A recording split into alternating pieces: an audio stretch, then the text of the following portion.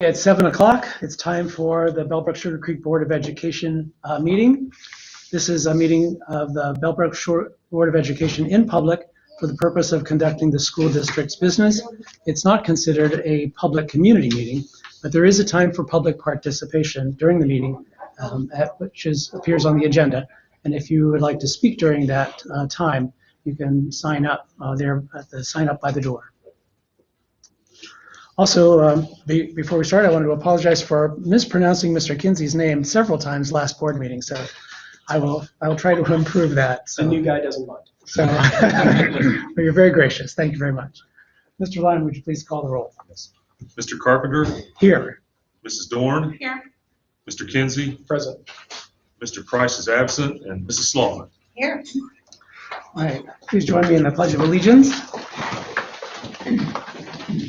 I pledge allegiance to the flag of the United States of America and to the republic for which it stands, one nation, under God, indivisible, with liberty and justice for all.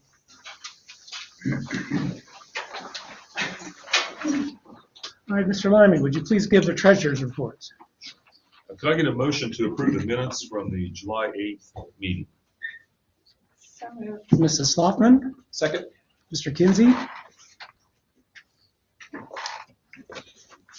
Any questions or comments? All right, please call the roll. Mr. Carpenter? Yes. Mrs. Dorn? Abstain. Mr. Kinsey? Yes. Mrs. Slaughman? Yes. Motion passes. Can I get a motion to approve the treasurer's report effective July 31st, 2021? So moved. Mr. Kinsey, Second. Mrs. Dorn. Just wanted to try something a little different this time. We're only 1 month into the fiscal year, and that month was July, which is pretty slow. So I thought I gave Josh some information here that I wanted to discuss that you might not be aware. Mm-hmm. These are three forms of revenue that the district has that are not, state funding or real estate tax. Directly real estate tax related. So although these numbers may look a little high to you as an individual, our budget's $30.5 million. So when we're talking about a couple $100,000, in any 1 year, these three forms of revenue only amount to 2% of our budget the most. So the first is federal impact aid revenue.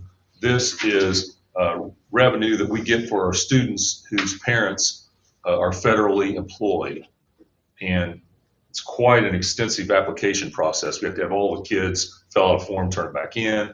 We have to sort them by what type of employment, federal employment their parents have, and then we get different levels of funding from the federal government based on that and some other factors. So you can see that over the years, I think it was about 2011 when we first started applying, because prior to that, they were hardly giving us any reimbursement, if any at all. And you can see how it's ramped up to where 2018 to 2020, we were a little over $100,000 a year. I will say this too, anytime you look at revenue like this, sometimes there is the timeliness of the receipt makes the year look off. If we happen to get 2 receipts in 1 year, and then none the next year instead of 1 each. But I think this is spread out evenly. And we're hoping for a little over 100,000 this year also. Then state casino revenue is another one. This is not the state lottery. This is revenue that comes from the casinos located in the state of Ohio to school districts. So we do directly get money from this. We don't from that state lottery, by the way. Don't get me started on that one.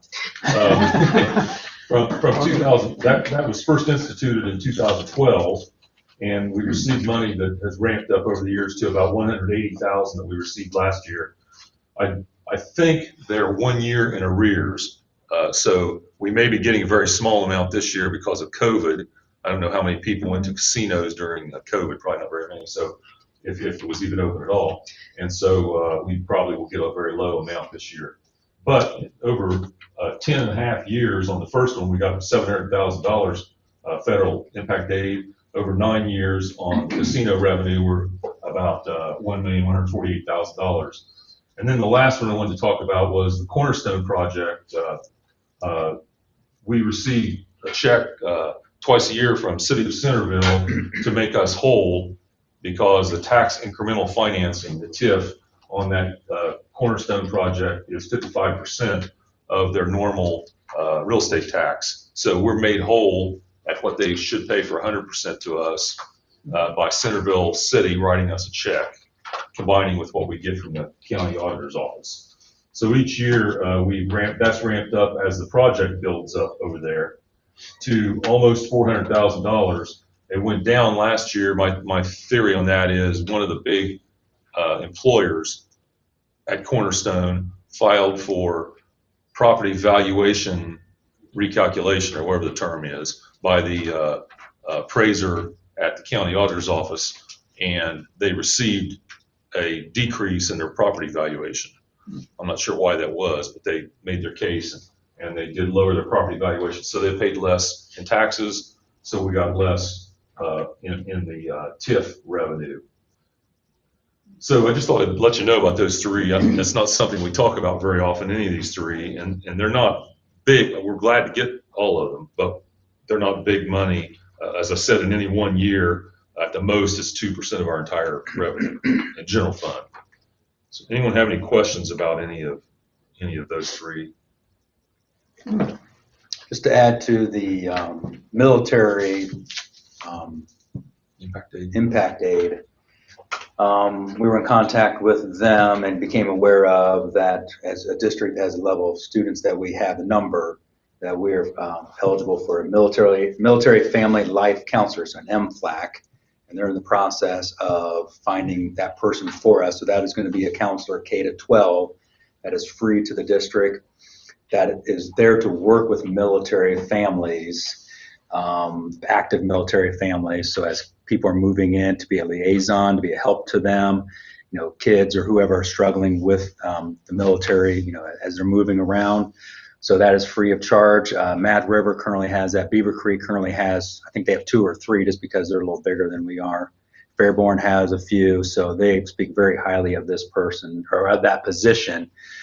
So we're hopefully in the next month or 2, we'll have an MFLAC that will serve the entire district. But again, no charge to the school district, but an extra support to work with our active military families. Nice. Yep. That's a great program, by the way. It was something that my family got to take advantage of as we moved around. And they're especially helpful, you will find, to special needs families and helping them set up services, in not just in the school, but in the community as well. Good. Really good program. Good. Yep. The other districts around us speak very highly of MFLACs, so it's a positive. That's all I have for treasury report. Anything for us? Okay. Any questions for Mr. Liming? All right, please call the roll. Okay. Mrs. Dorn? Yes. Mr. Kinsey? Yes. Mrs. Sloughtman? Yes. Mr. Carpenter? Yes. Motion passes. Could I get a motion to approve the designation of our participation in Butler Health Care as the primary carrier for the district employee health insurance program effective January 1st, 2022? So moved. Mrs. Dorn? Second. Mrs. Sloughman? Might just add that we are continuing to have Anthem insurance, but rather than going through the Southwestern Ohio Educational Purchasing Cooperative, we're going through Butler Health Care. That's the change. And that's to bring a proposed or projected $4.3 million savings over the next 5 years of switching to Butler Healthcare. So again, both SEA and SLASP are certified and classified unions, worked very well with us to integrate Butler Healthcare into our contract. So very appreciative of them working with us on that.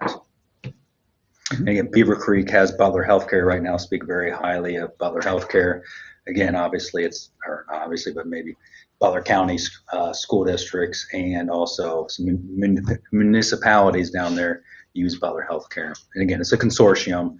It's a consortium here, but it's part of a bigger consortium in Ohio also. Okay. Any other questions? We've chatted through this a number of times in the past. Mhm. All right, please call the roll. Mr. Kinsey, Yes. Mrs. Sloughman, Yes. Mr. Carpenter, Yes, Mrs. Dorn. Yes. motion passes. Okay, and the last one I have, could I get a motion to approve a new student activity account at Bellbrook High School called Supporting Peers, beginning this school year? Mrs. Sloughman, Second. Mrs. Dorn. Can we hear a little bit more about what Supportive Peers is? Sure. Again, so it's a partnership between some students with disabilities and typical students, and partnering them together, providing extra support, providing extra help, providing, just an extra person to kind of buddy up with them and just, strengthen those relationships between all of our students. And so, both those students, all the students have, training and learning to do. And so this is the beginning of that. Actually started in summer. They had a few days of training. So we're looking forward to that partnership between those students. Do we have any questions, comments? All right, please call the roll. Mrs. Sloughman, Yes. Mr. Carpenter, Yes, Mrs. Dorn, Yes. Mr. Kinsey. Yes. motion passes.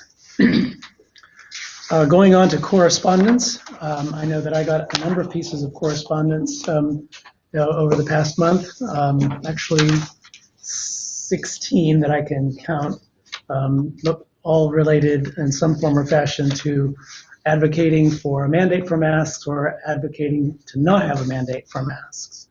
So I don't know if anybody else had, and we're going to be talking about our return to school process here shortly anyway. I wanted to chime in here. I did a quick tally this morning. I think we had, I had, and we might be off by one or two depending who got what. Who got what, right? Yeah, I got 14 emails in case people are interested in favor of a universal mandate of some type for masks, and 13, I think it was, in support of the current policy of family choice. Okay. I just wanted to take a moment and say that all of the communications were extremely respectful, very civil. I'm extremely proud to be part of our schools and our community. There's a lot of passion about these topics right now. And the fact that all the communications were so respectful, so well done, that's just a testament to the quality of our schools. And I really appreciate that. I did come tonight. I wanted to read 2 of those letters of correspondence, specifically only because one was hand delivered to me and one was sent only to me. And I want to make sure that the board hears these voices. So the first one is from a parent, and I will read. To the Bellbrook School Board members, Dr. Kozad, and parents of other Bellbrook students, I would like to share a very personal story about my son in regards to last year's school environment. As we all saw, last school year was unlike any other that anyone has ever experienced. Our children were sent to school each day having to wear a mask for 6+ hours, with very minimal time to have a mask break or time to associate with their fellow students, even having to wear their mask outside at recess. That's a long time for anyone, let alone our children. Some say it's just an inconvenience. For my son, it was not only hard on him physically, but mentally and psychologically as well. My son will be in 4th grade this year and suffers from anxiety. Last year's school environment, due to COVID procedures, tripled his anxiety each and every day.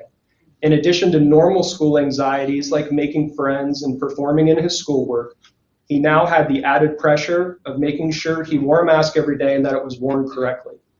Last year was very heart-aching for me to watch him struggle with that angst and anxiety and know that there wasn't much I could do to help. There were a lot of days when his anxiety won the best of him and he had to stay home from school in tears. The anxiety was overwhelming many days and it consumed him with fear that he would be letting someone down if he didn't wear his mask correctly or missed one of the 10 times a day he had to use hand sanitizer. He was forced to use hand sanitizer so many times that his hands would crack and bleed before he even got inside the building. It came as a huge sigh of relief when we heard that masks would not be forced upon everyone for another year, and instead it will be each family's personal decision. I believe there's no way my son can go through another school year and survive the anxiety of having to wear a mask every day, not being able to effectively communicate with his classmates or teachers, and not be allowed to just be a child like he deserves.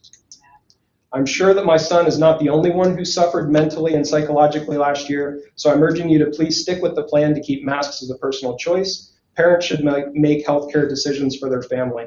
Thank you for listening to my son's story. I hope you will take it to heart while you continue to make these decisions. Signed, Michelle Gross. The second letter I would like to read was sent to me by one of our Stephen Bell elementary teachers. Hi, Mike. I would like to thank the board for their decision to not mandate masks for teachers or students at this time.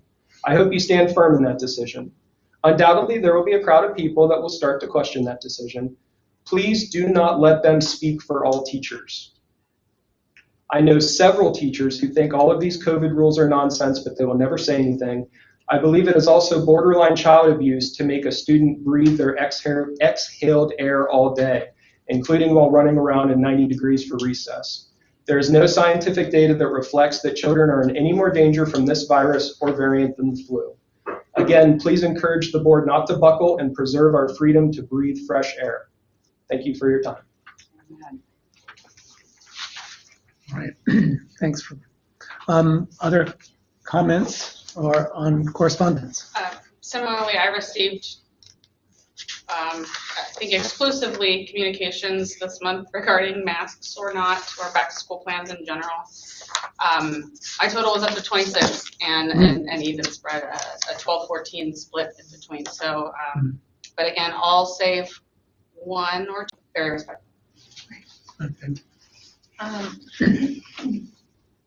I'm kind of with your number, but I wanted everyone to know that we read every single note and tried to get back to every single person. There were a couple I didn't get back to because I didn't know what to say to them. Sorry. But both sides presented compelling research and data. And I kind of feel like Audra does. Most of them were very well written. Sometimes the written word lies, meaning I don't think anyone in our community would deliberately write an abusive or threatening letter. But a few of them were borderline. You could get that from them. But also, whatever is decided can be changed on a regular basis if need be. Yeah, the count for mine was 6 in favor of a mandate and 10 opposed to a mandate. So, but all of them were very well thought out, very respectful, very civil, and I like Mrs. Sloughtman has said, sometimes it's hard to have a good response. You know, it's kind of like, well, I hear your point of view, and I struggle with this choice myself. So right. I don't think there is a single one of us that has enjoyed being in the position that we're in, or hasn't really struggled immensely with everything that has gone on in the last month. Sure. I know each of you, and not a single person up here is enjoying making these decisions. Yeah. Very challenging. Yeah. Anything else with correspondence? All right. Let's go on to reports to the board. Dr. Kozak? Yep.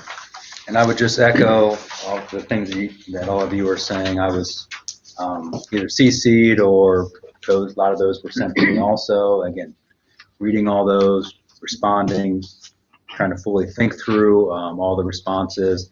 Again, very respectful and thought out, but again, varying opinions definitely. So the Safe Return to In-Person Instruction Continuity of Services Plan is actually a state and federal document that kind of pairs up with ESSER funds. And so there were certain criteria that we had to answer to. And so this document was originally created in June, so it had to be in middle of June.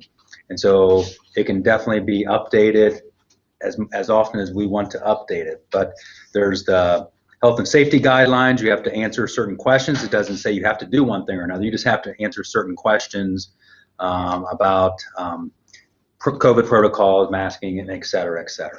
And then there were some other sections about instructional plan and academic gap filling, identifying social and emotional needs, and approaches to addressing social and emotional needs, and then kind of a review process. So those were the components to it. And so these pieces were written in the middle of June because it was due late June. And so this is on our website. It has to be on our website. And so that information is there. And again, as we update it, we can continue to update that on the website. So the first part, though, if we talk about the first part, is about health and safety guidelines. So if we then shift to the return to school plan, that pieces have already gone out to our parents. And so this is just a continuation of that. It's digging a little deeper into those things.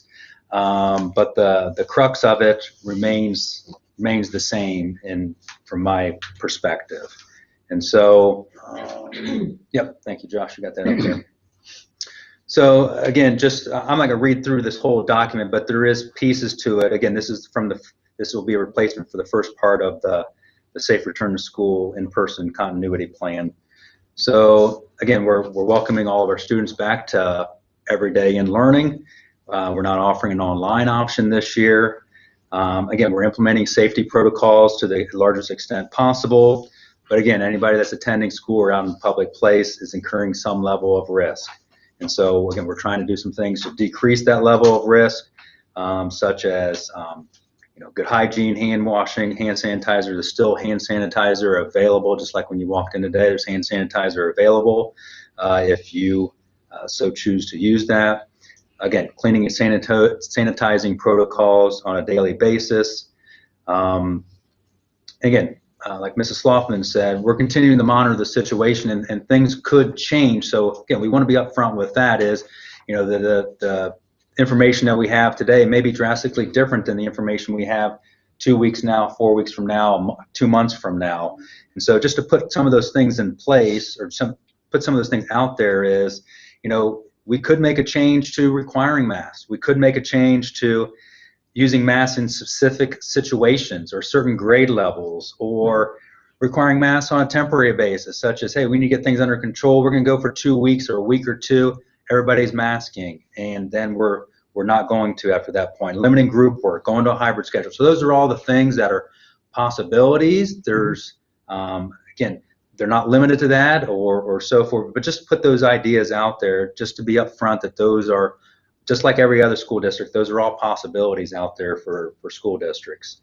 And so the masks, we are at this point, myself strongly recommending but not requiring masks and leaving it up to the family as a decision. We're tied to those, at the public transportation. That's a federal order that masks are required on public transportation, and our school buses are a public transportation. We're under federal law with that. And again, ODH, CDC, Greene County Public Health, they are recommending but not mandating masks. So we are going with, again, we're strongly recommending them. If you want your child to wear them, we're strongly recommending that. And again, so I think, in a situation, in any public situation, as you go into stores or anywhere else, there's going to be some people with masks, there's going to be some people without masks. And probably for a while here, that's the way it's going to be. And that's just, that's just life. People feel more comfortable in a mask, others don't. And so just continuing on with that. We're continuing with daily self-monitoring at home. Again, parents' responsibility to be able to do that, to take care of their child. If they're not feeling well, they need to stay at home, COVID or not COVID.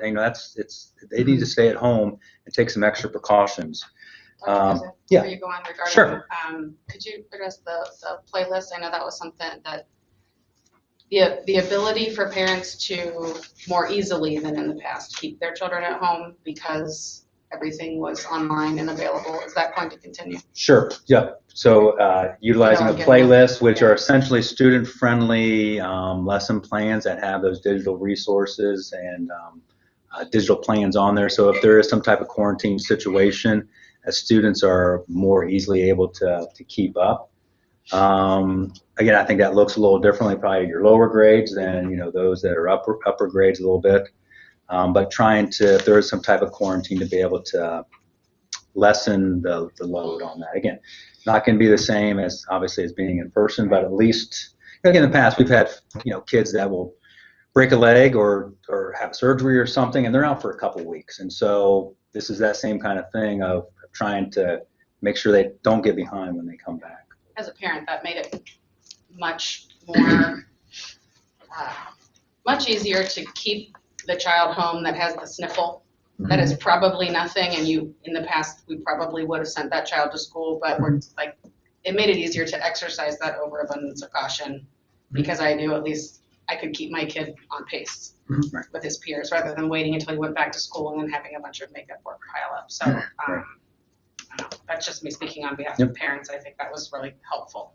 Okay.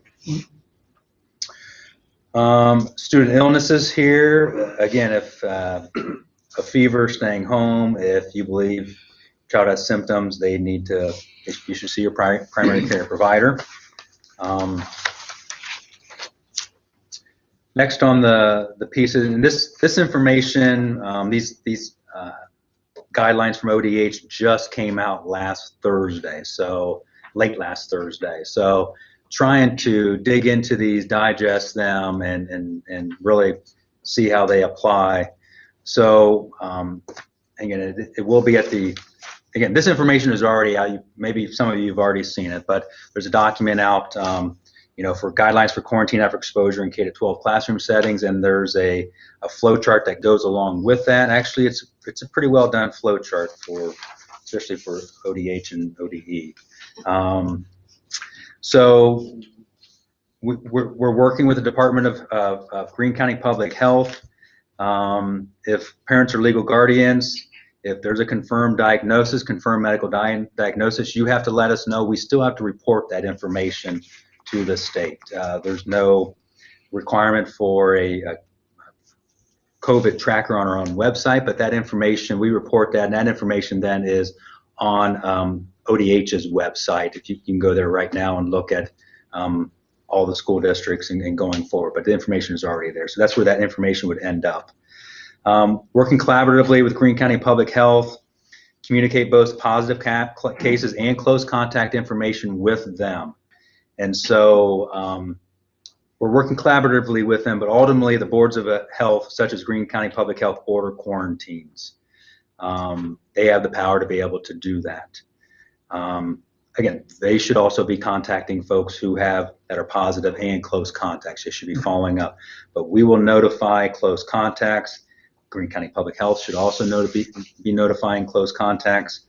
And then we're going to expect, there's this balancing act between personal choice of mask or not masking and the responsibility to follow these guidelines. And so we have the expectation that families are going to be following these guidelines that are put out by ODH. And so, for example, I'll just quickly go through the flow chart here.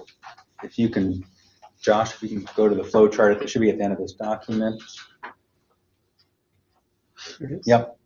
Again, all this information is online. So if you see those things at the top, all the following are in place: masking for all students and staff, strategies to maximize physical distancing, and documented COVID-19 prevention policies.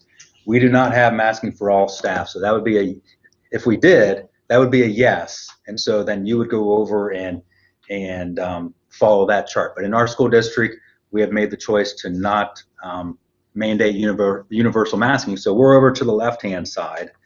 And so, again, this is an ODH flow chart. This is not a Bellbrook-Sugarcreek flow chart. This is ODH. If the contact is vaccinated, Their recommendation is to wear a mask indoors as much as possible for 14 days.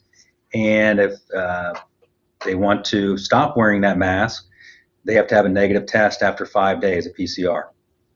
If they consistently are wearing a mask, so if the contact is not vaccinated, if they're consistently wearing a mask, then the contact is wearing a mask indoors for 14 days or 5 days after the exposure if they get a negative test. And so if they're not wearing a mask, this chart would say the contact is recommended to follow normal quarantine procedures. So again, we're providing this information to Greene County Public Health.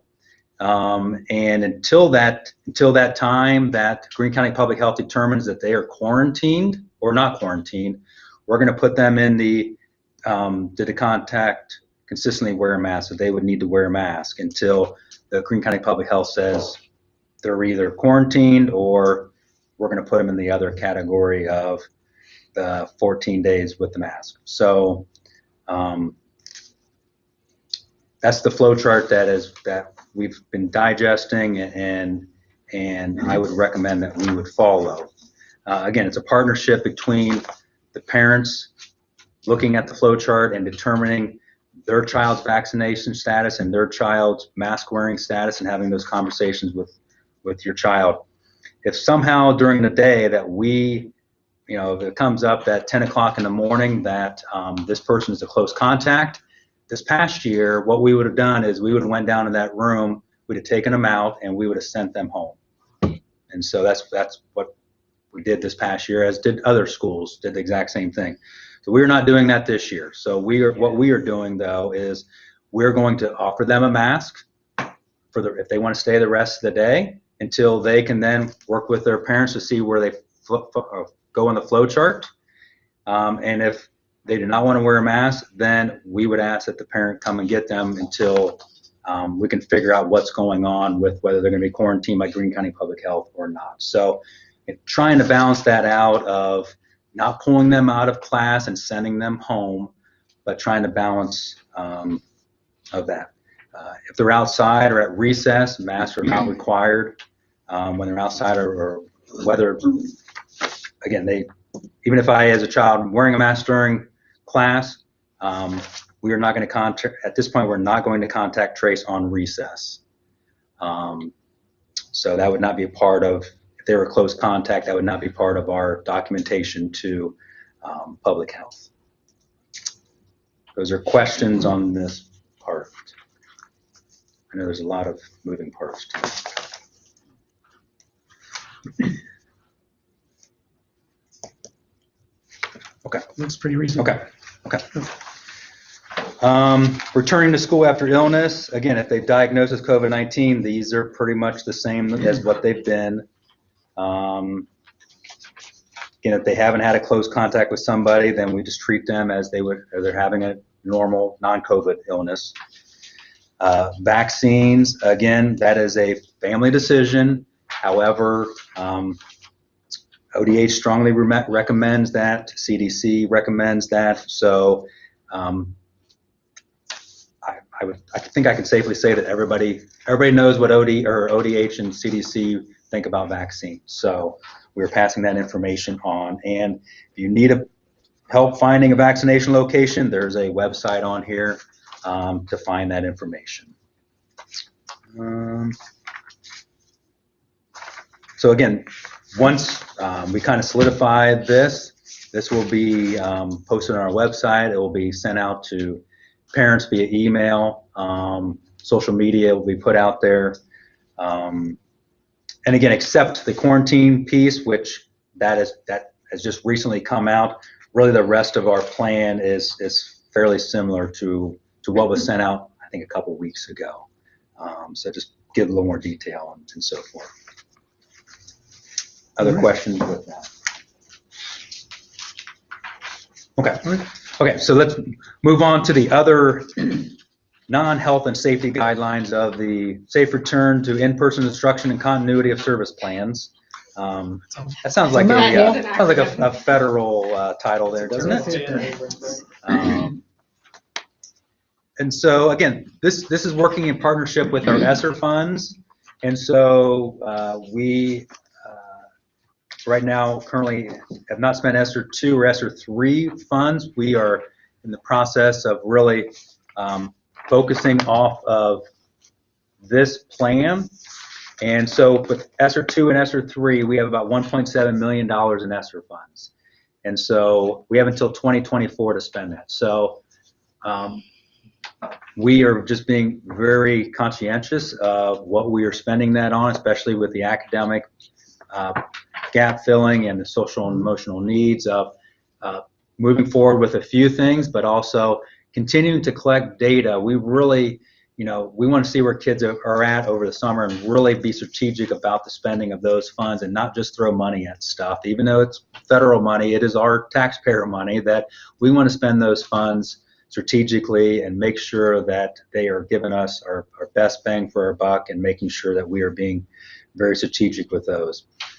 That being said, ESSER 3 funds, 20% of those have to be spent on academic learning loss intervention and addressing social emotional needs. So that's part of the whole process, at least 20% of those ESSER 3 funds. So ESSER 3 is about $1.2 million. And so essentially what our plan at this point is, we have MAP data, which is a diagnostic test that all our students take. We also have state testing from the spring, other assessments that are going on in classrooms. So as kids get back to school and as we do those assessments, we're going to take a look at that data and really see where some places that we can spend some money in those. We have, though, already spent money on online intervention programs such as IXL, which is a math program, Exact Path, which takes your MAP score, which is, again, a diagnostic test, and then customizes a learning plan for you. You need an extra help in this area, you're going to start with that particular area. Again, these are online. And then Reflex Math.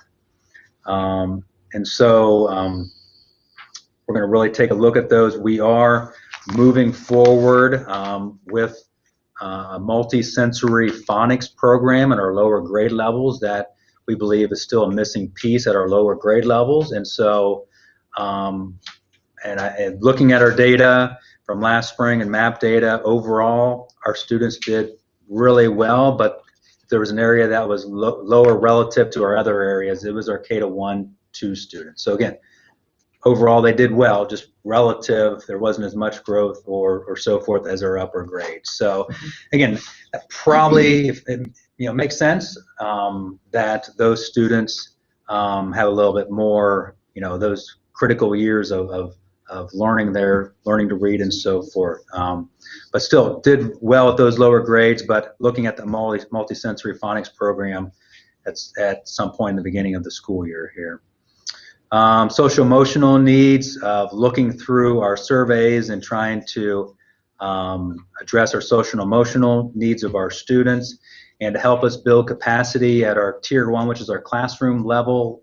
Again, we like acronyms and names for things in education. So Tier 1 is your classroom level. Tier 2 and Tier 3 are more kids that need extra supports and interventions. But building capacity at our Tier 1 level with our staff.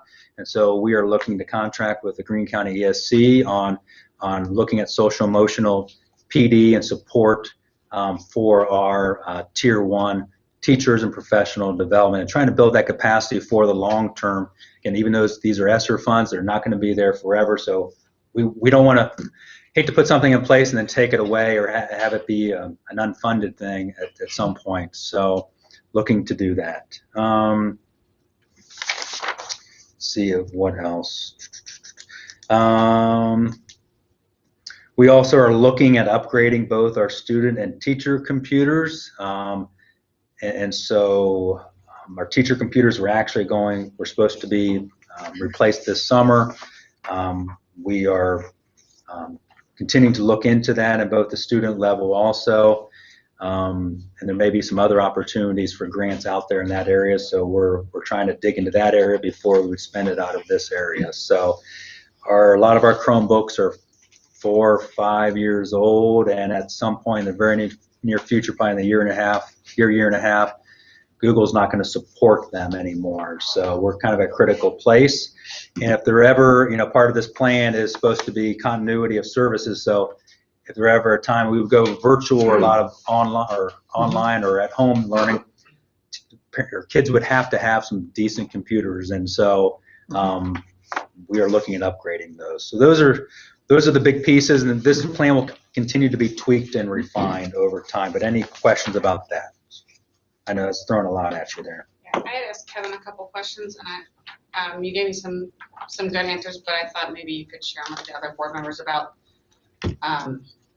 just in general what kinds of things those funds can be used for. And you told me there's some certain things that you can't use them for, specifically like things that are already planned. Or So I might be repeating that. I think incorrectly. Dr. Kozak might know more about No, ESSER funds. we can supplant. That's called supplanting. We can supplant things. So Okay. if we were already doing something, we can definitely spend the money for that. Some of the things that we can spend the money for are things that really are academically focused and would fit into this plan. For example, we're looking at some online curriculum programs, which again, a component to that. So again, would be a great fit for if we have to go virtual or have to rely on that. That would be what the feds would see as, yeah, that's a good spending of that money, because if you have to go virtual at some point, those kids have those computers and they have those resources. We have also, as folks were off last fall under the emergency family COVID leave, the emergency COVID leave, so we spent money through that, so we were able to use ESSER funds to actually supplant that cost. So that was a kind of an unfunded cost that through ESSER funds that we were able to essentially reimburse ourselves because of that act, people were didn't use their sick leave, and so they used that instead of that. So that was a cost to the school district, so we were able to quote, get reimbursed for that. But in general, we have to be able to somehow tie it to COVID recovery of some sort. It could be Couldn't put academic. new bleachers in the football stadium. for Correct, example. correct. I'm not advocating. Correct. but if it ties to some academic need that could tie itself to some academic loss, or preparing ourselves better for if we were in a situation last year, we can do that. So there is an umbrella there, but it's fairly wide, just because, like the online curriculum piece, Right. We can definitely Make a case. make that case for that would be a justifiable expense. And so that's why we're trying to be real strategic in what we're spending our money on. This person of support that we're planning on contracting with ESC, that would be money that would come out of here, that would build capacity among our folks. The multisensory phonics program, that could come out of here. So if it fits into here by academic gap filling or preparing us for any type of virtual or hybrid situation, they can fit into it. Yeah. Thank you. It might be good to note too that we are audited annually by the state of Ohio, and they always look at federal grants. Other things they choose random sampling to test, but every federal grant is reviewed with a fine-tooth comb, and they want to know what we spent the money on. We have to have a folder for each grant with all the documentation in it, so that will be closely monitored as we proceed. And no bleachers. No bleachers. Provide for more social distancing. If we spent that money on bleachers, we would have to Just kidding. make a correction and Okay. go to general funds. Thank you.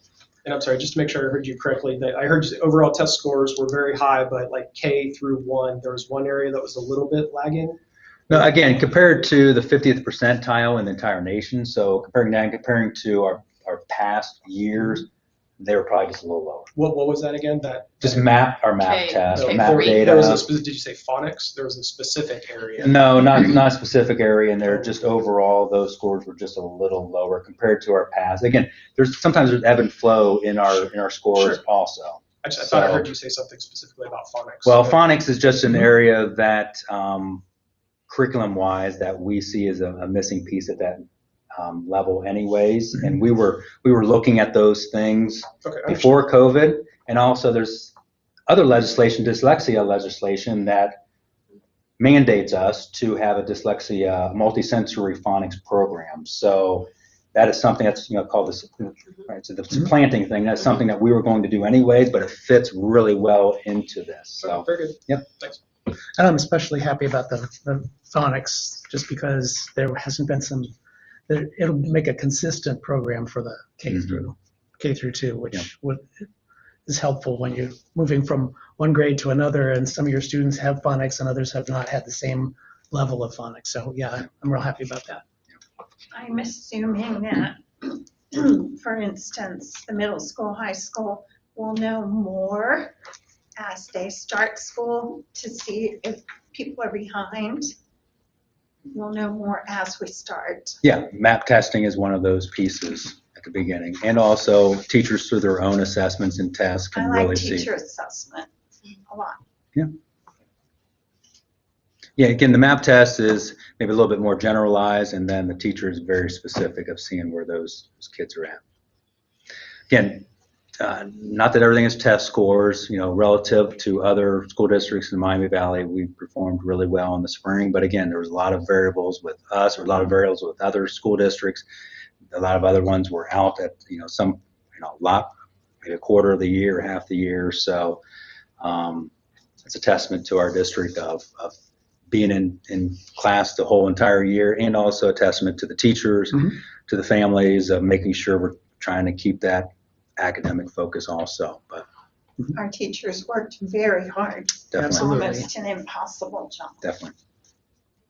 I just wanted to add, I don't want to go back to the return to school plan, but just to let folks know of, just as if there would be a time where we're making some changes, so that the information that we would be looking at, but again, would be the information from CDC, ODH, Greene County Public Health, but also looking at our Greene County data, also looking at our zip code data. You can dig down to those things, cases for those under 18, daycare and day camp data, which you can see, hospitalizations, deaths in regard to this data, and obviously district and building data of student cases, staff cases.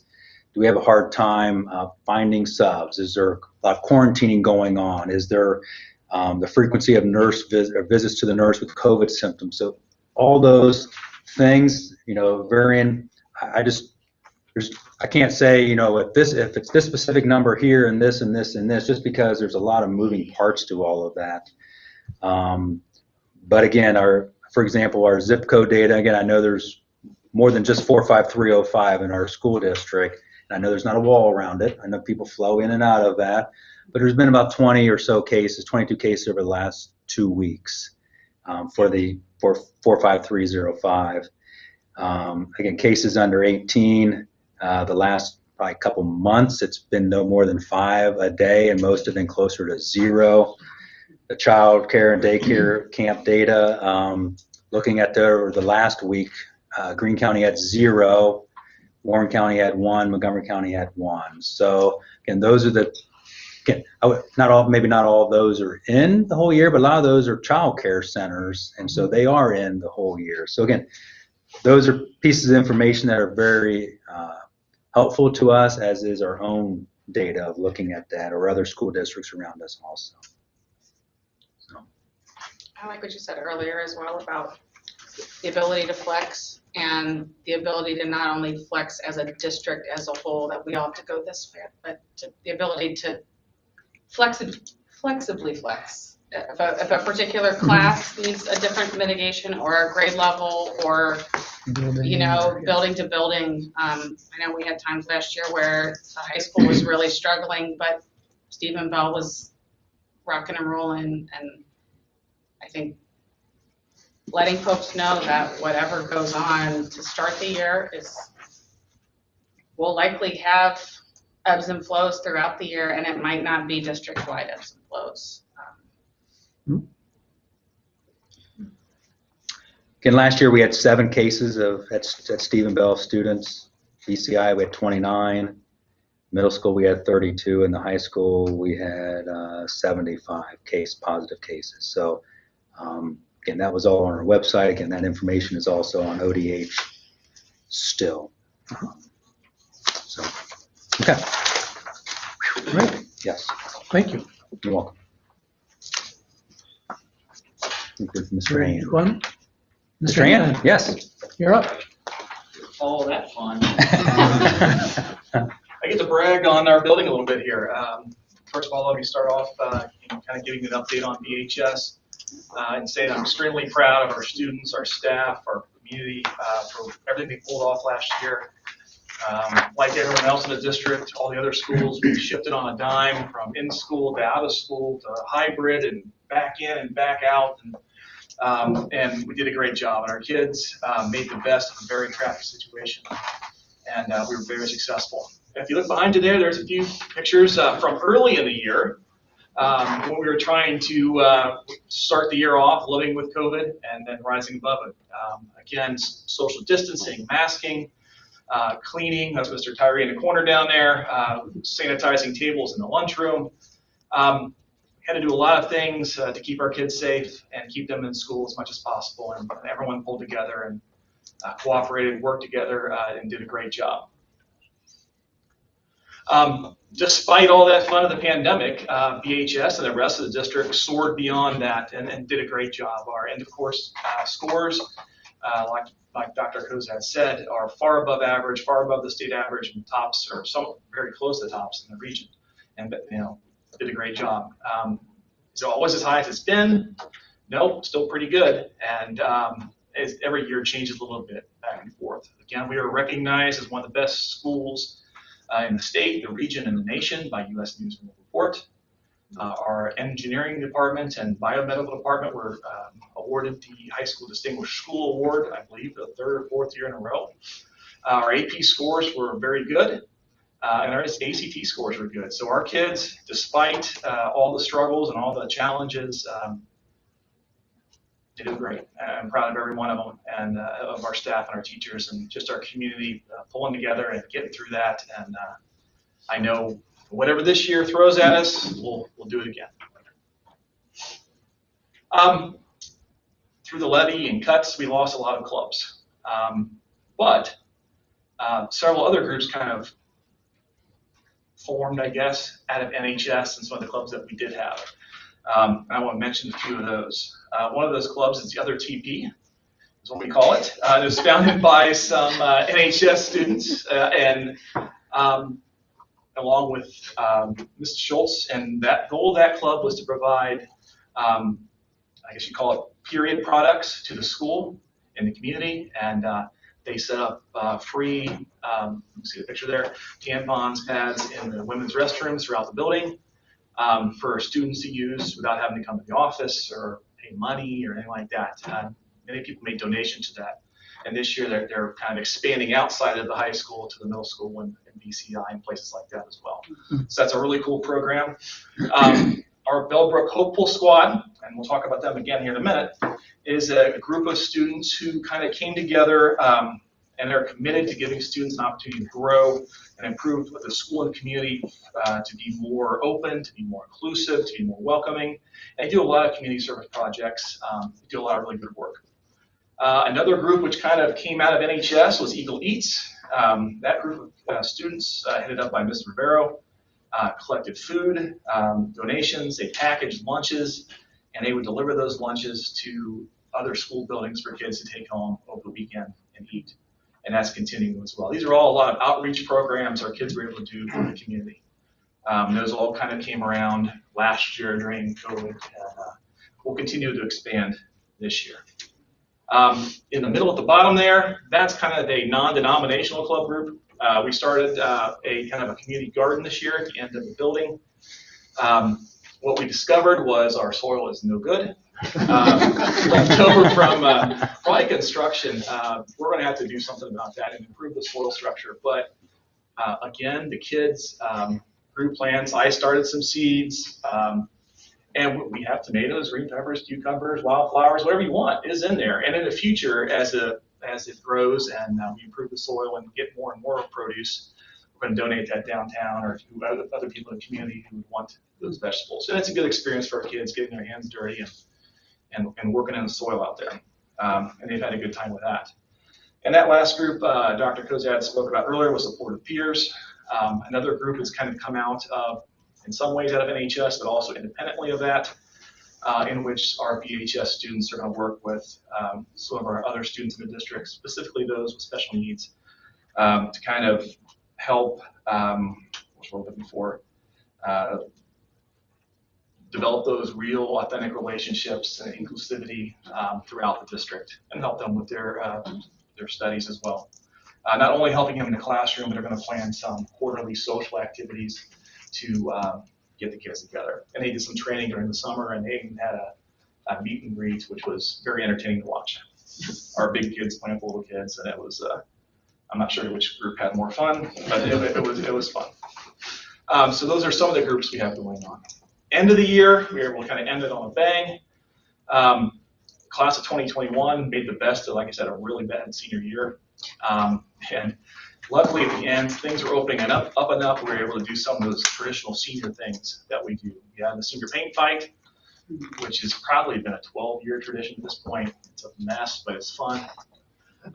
We had senior picture day. We had a senior cookout, their last day in the building at the stadium. We had a powder puff game, usually in the fall, but we were able to do it in the spring, and we were able to do a more or less normal prom at Carillon Park. And they have a beautiful facility there. We're going to go back there again this year. And then kind of topping it all off, we had our graduation at the stadium. First time in 40-some years we did that. Had beautiful weather. A lot of you guys were there.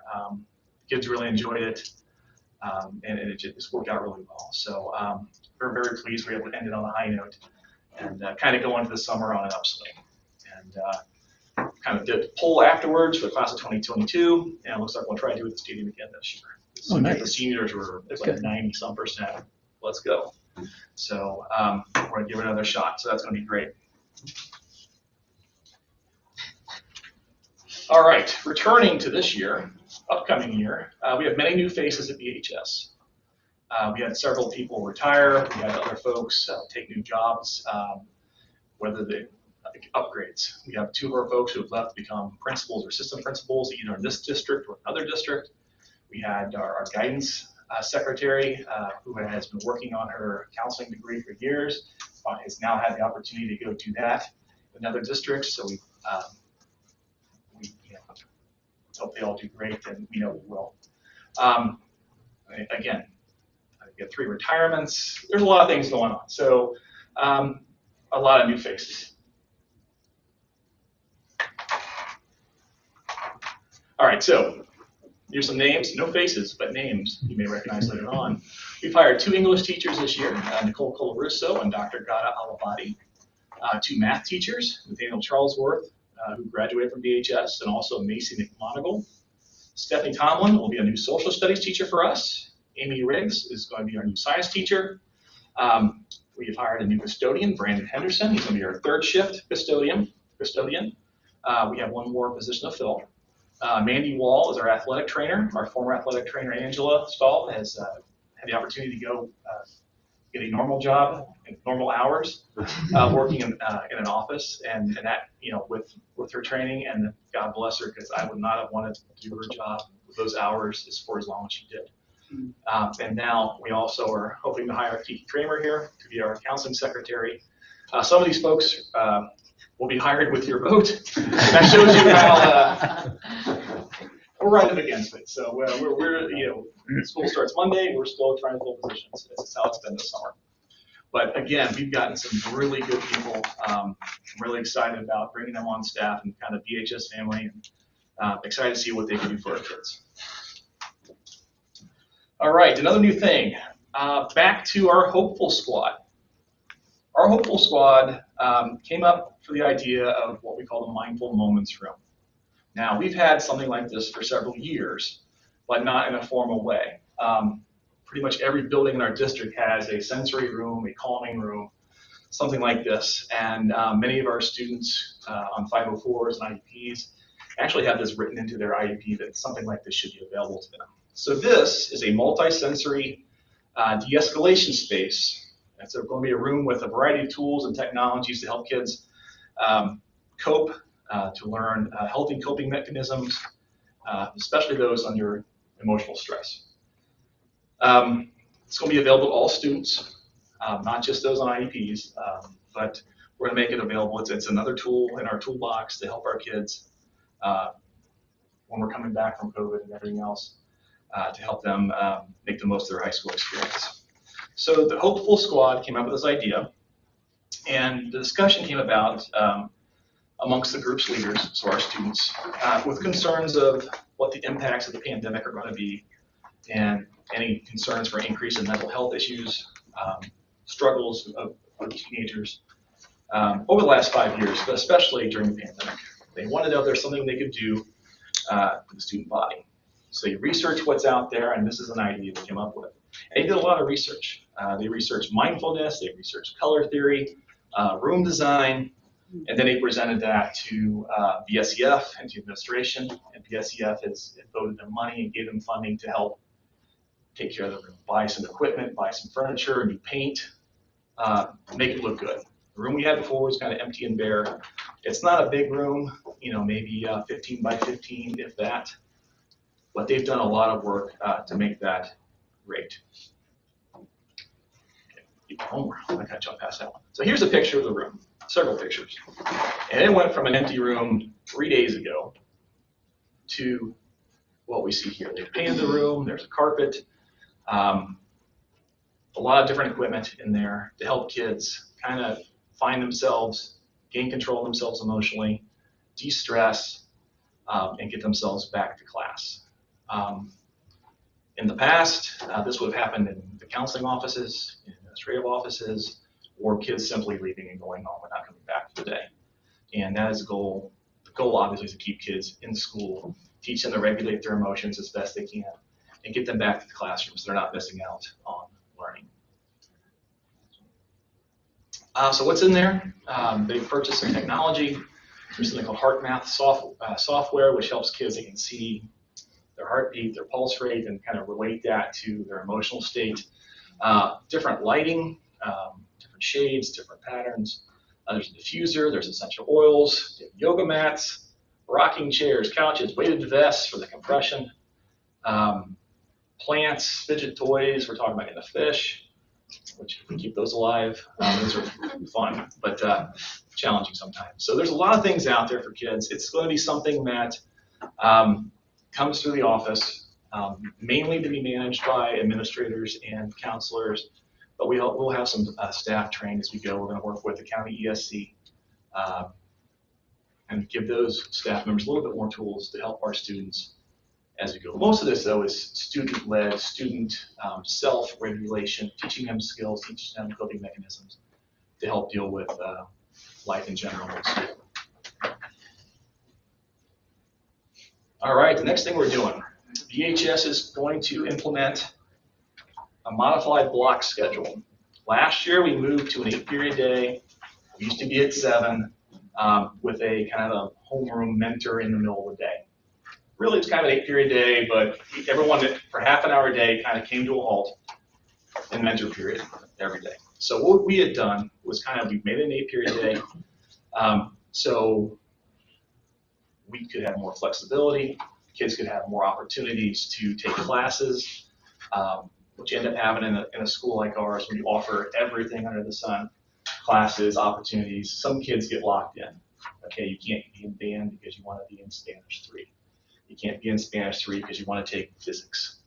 This gives us an 8-period day to spread it out a little bit and give kids more opportunities. And we can also block. So what we're going to do is, and it may be every week, it may be every other week, we'll see how it goes, is on Wednesdays and Thursdays, we're going to have block periods. 3 days a week, we'll have 8-period days. Every class will meet.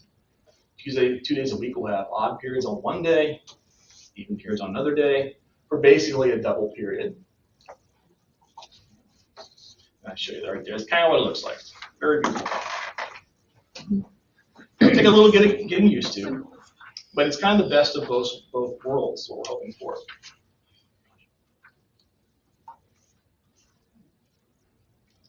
And again, that's kind of what it looks like, an hour 26 minutes versus 45 minutes. So here's some advantages of the block. The longer time periods, the longer teaching periods gives us more quality time with our kids. In other words, seeing fewer kids a day for longer periods a day gives our staff more opportunities to work with each individual student. Because that increased teaching time for that class, you can have longer learning activities, projects in one class period. Labs, for science classes, it's really hard, in a 45 or 50-minute period to set a lab, tear it down sometimes, finish a lab. This will give us more time to do that. Our district push on PBL, or project-based learning, plays into this as well. Gives us opportunities to do that. For our students, it gives them more time to focus. On those days, they only have 4 subjects they need to worry about. Our students, if they had 9 periods, they would try to fill 9 periods. Many of them, not all. Some would take 6 or 3, you could let them, but many that would take 9 and push themselves to the point where they're having a hard time focusing on much of anything. 4 periods a day will give those students half the subjects to focus on and give them an opportunity to focus on those subjects and explore that content of that class a little bit more deeply. Also, on those days, you're going to have less homework. 4 classes of homework, not 7 or 8. That's one thing we always run into with our kids and our staff is we do overwhelm ourselves sometimes. Our staff does it, we're trying to take everything on. Our kids do it because, not only are they taking all these high-level classes, but they're playing football or volleyball or in theater and band, whatever, and it adds to their stress level, obviously. On these days, it gives us an opportunity to kind of take a step back, not as much homework on those days for either teachers or students. And finally, as you have, like it kind of mentioned, it kind of goes back to number 1 there, the opportunity for more individualized teaching during that block period. You see less kids during the day, more time to work with each one. All right, so these are some of the things we're doing at BHS. We've done a lot of great things in the past. We hope to do more great things in the future and continue doing those great things. And again, I'm grateful to our staff, our students, and our parents and the community for their support as we kind of push forward into the future. Thank you. Any questions? Yes. Sure. Cool. I'm real interested in what precipitated this for a bunch of teenagers to choose this project. You'd have to speak to them in particular, but I would say that any school you go into now, you're going to see more and more students struggling with coping mechanisms. There's an increase in mental health issues, not just in schools, but across society. And these students recognize that and see that. Some of their friends have dealt with those situations, and they're looking for something that is beneficial that they could do for our So kids. you really don't know why they chose this? No, that what I just told you is what they kind of told us, is Okay. that they have an interest in special needs and, that especially the mental health aspect. So anyone can use this room? Anyone who needs to use the room. So even people who want to get out of test could use this room? No, that's the clinic. No, we don't. No, no. It's going to be the doorkeeper will be the guidance department, the counseling department. So kids who need it will come to counseling, and then we will arrange for that to happen. Okay, in advance, what kind of parent involvement? Maybe 0. If it's a crisis situation, that's what you do. We're We do not this every day. telling parents ahead of time. They're going to go to no. You're going to deal with your triage at that situation. We're triaging students. This is what happens. And if a kid wants to go there, they can go there. If they don't want to go there, they won't go there. They want to go home, we'll let that happen too. This is not a forced situation. So we're not telling parents like this week, guess what? We got a mindful moments room. I mean, We've had a mindful moments room for several years. And Well, it's not a, this one. Virginia, I'm not understanding. So, Yeah. like, we're gonna let parents know that this room exists. Mhm. What you're It's already talking on about social is if media, a student is in crisis, right. We're not a counselor could take them allow them in the room prior to notifying a parent. Right. You're not gonna have- But the parents would know this. But would a student ever be placed in that room against their will? Okay, well, that wasn't really what I was asking. Okay. I'm very strong on parents knowing what's happening at the schools. If we're not telling them in advance, I said it was on social media. but we know how often parents get it. They don't get it till they're involved. And the kind of equipment you've listed here is pretty heavy duty stuff. Compression vest. It's a weighted vest. You buy them at Kmart. I mean, it's some, I get that, but using it on my kid without my knowledge, Again, I it's would not- object. Well, that's great. It's not, we're not forcing on anybody. Some kids ask for those weighted blankets. They want those weighted blankets. Well, if they're in crisis, as a parent, I want to know. And if the student is in crisis, the parent will know. But sometimes people just need to de-escalate and decompress. This is happening every day in schools across the country. Oh, I Over know high school. that. I mean, this is common. I Colleges have totally this, high get how schools, middle common it schools. is, but not involving the parents is a big deal. I'm not sure where you're saying we're not involving the parents. They need to know in advance that you have this room and that their child may be a subject, a candidate to use it. They need to have the opportunity to say, no, I don't want that, or I want you to call me before that happens. These children belong to their parents, Amen. not to us. Correct, and no one's going to be forced anywhere against their will. They This is still no- need to know in And advance. That's fine. We will send out an email explaining exactly what this is. But this is, again, this is no different than a clinic. This is no different than a study hall. This is just To one us, block. it's no different. To them, it may be different. They need to have the opportunity to tell you, no way, I don't want my child there. This may be a wonderful place as far as we're looking at it, but the parent may not agree. The parent should definitely be strongly, strategically involved in this. Okay, we'll take that into consideration. Any other questions? I guess I just want to reiterate, to reiterate with Mr. Hand here, this is a room to provide some extra supports to students. Parents can definitely be involved. Other times it's an IEP or 5 or 4 situation that they have worked into their daily schedule, that period 5, they look at all their information and they always get stressed during period 3. They're going to go in there period 3, they're going to get themselves together and so they can have a good rest of the day rather than just letting them fall apart and deal reactive. So there is some proactive approach to this, but it's definitely not an issue to have parents involved and have parents aware. This is a positive thing for students and for them to, again, like Mr. Hand was saying, to self-regulate that, hey, I need to get it together. I can make it through the rest of the day. I need to get it together. Let me get 5 minutes here. I just need to catch a breath. And I got whatever going on or this stress going on. I just need 5 minutes. Okay, 5 minutes. I'm going to chill for 5 minutes, and then I'm good with the rest of my day. And so there's mechanisms through the office that this isn't going to be a free-for-all. There's going to be gatekeepers through this room and also training with the ESC who are trained in social emotional learning and so forth. So Okay, you're talking about it in a plan, so those parents would know. correct. If it's written in a plan. Sure. We're talking about the general population. Sure. There's a combination They approaches. need to have Sure. parents involved in this. This It is just, should not be a surprise. well, this is just a different location than what it's happening currently in the office. This is just another location for it to happen away from the prime. I time get of that. office. Just tell them in advance. This is a possibility. Yeah, sure. No problem. Regarding the block schedule, Yes. I love the block schedule concept. Just out of curiosity, I saw lunch A and then part of 5 and then lunch B.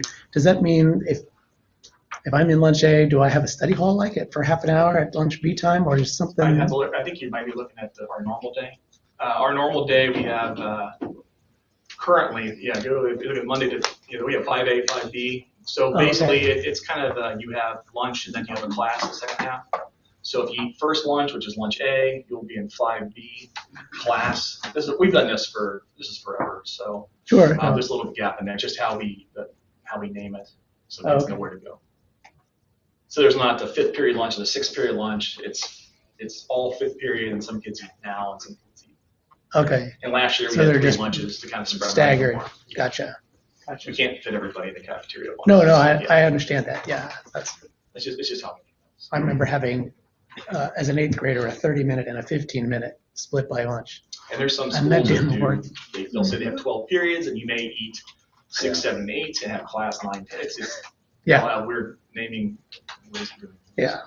Yeah, okay, thanks for clarification, but the block schedule sounds awesome. I think it's a cool idea. We'll see how it goes. It gives us something different, try something different, give us some opportunities to work on some of our strategic plan initiatives and make it work at the high school level. Can't wait to see the 2-hour delay version of all of Well, the this. 2-hour delay, the 2-hour delay version is we're not blocking that day. Yeah, so there'll be some flexibility involved with it too. All right. Thank you guys. Thank you, sir.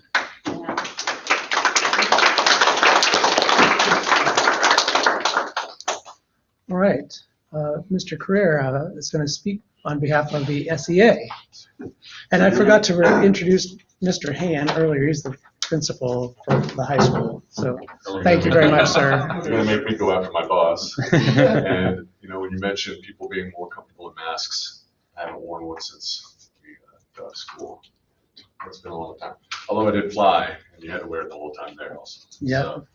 So, thank you for your statements and your clarifications. So there is some items within my statement that might be you've already addressed. So I apologize for that, but I'm just going to read through this. I appreciate your attention. So I'm here in my role as president to make a statement to the Bellbrook-Sugarcreek Board of Education from the Sugar Creek Education Association. Over the past several years, the district has experienced a variety of challenges, none of which needs to be re-examined here this evening, other than to say that each of these challenges were approached in a manner of mutual respect between staff and administration. In the summer prior to the 2020 school year, the SEA and the Classified Staff Association, SLASP, were included in multiple meetings to try to determine a way to return to school safely in the midst of a once-in-a-lifetime pandemic that we are still experiencing a year later. The difference this year, however, is that we were never approached to be included. This is profoundly disappointing as it could represent an unforeseen change in the relationship between the SEA and the district, which up to this point I've always considered to be a partnership. We wanted all students to be able to attend in person last year, and we were largely successful in this effort, more so than many districts in the area. And this was accomplished through a variety of strategies, but in the end, government mandates from the Ohio Department of Health proved to be essential. This year, the power of the ODH has been reduced to providing recommendations, which we hope that the district takes as seriously as those previous mandates, particularly the guidance around quarantining close contacts to positive cases. The guidance basically says that if district does not have universal masking, which we will not, then the only way to avoid the quarantine is to have either received a COVID-19 vaccine or to wear a mask. This is likely why Centerville Schools has mandated universal masking for K-5, and several districts and major Ohio universities have mandated them for everyone. Again, receiving the vaccine or wearing a mask are the only ways to legitimately avoid being quarantined. Those are the only two. We realize the challenge that this presents to the district, but our primary task as educators is to keep our students safe. It is not difficult to envision chaos at the elementary level if universal masking is not enacted for those who have not or cannot receive the vaccine. Personal choice in such an important matter should not be extended to prepubescent children who could unwittingly endanger family members by removing their masks in spite of being directed by their parents to wear it. A final point to make is in relation to guidance provided by the American Pediatric Association. The board was different last year, but last year the board embraced this guidance as it emphasized the negative impact of distance learning on the mental health of young people. The current guidance states that everyone in every building should be wearing a mask, but we fear that you're putting the politics above any guidance, science, or the safety of our community by listening to what is likely a vocal minority on social media. The focus of the second part of the statement also concerns the politicalization of the school board, specifically in relation to your responses to correspondence related to the topic of critical race theory, or CRT. The number of received correspondence was never mentioned, but it did not keep you from taking a side. In fact, one board member actually said that they were not speaking as a board member while they gave a statement from their seat on the board. Three questions quickly came to mind. Is this an issue in our district? If it is an issue, then why were the SEA and its members not made aware of it? And finally, why would a board member favor reducing local control of our district by supporting SB 322. We would like to introduce to the record the joint statement on legislative efforts to restrict education about racism and American history. I'll give it to you in just a sec. Provided by the American Association of University Professors, the American Historical Association, the Association of American Colleges and Universities, and PEN America. We hope that you read this document in its entirety, but I would like to read 2 short portions here tonight. The purpose of education is to serve the common good by promoting open inquiry and advancing human knowledge. Politicians in a democratic society should not manipulate public school curricula to advance partisan or ideological aims. Secondly, these legislative efforts seek to substitute political mandates for the considered judgment of professional educators. So I apologize, I went to the other one. We hope that you notice the overwhelming support for diversity education that took place during the open communication period at your previous meeting. We believe you can and should trust the teachers in this district to handle difficult topics which are part of our standards from the state and to support students in learning through respectful conversations about such topics. The effort to micromanage teachers and prevent discussion around topics involving issues of race is counterproductive to the district's strategic plan. We believe the board's energy is better directed at real educational issues that actually affect students in our district, such as exceptionally large class sizes in the elementary buildings, and reassuring families that we are doing all that we can to prevent a return to hybrid or remote learning. I mean, last year the goal was to be here. Now we're kind of like, well, this could happen. Again, I give this statement as the president of the ESEA. Thank you for your attention.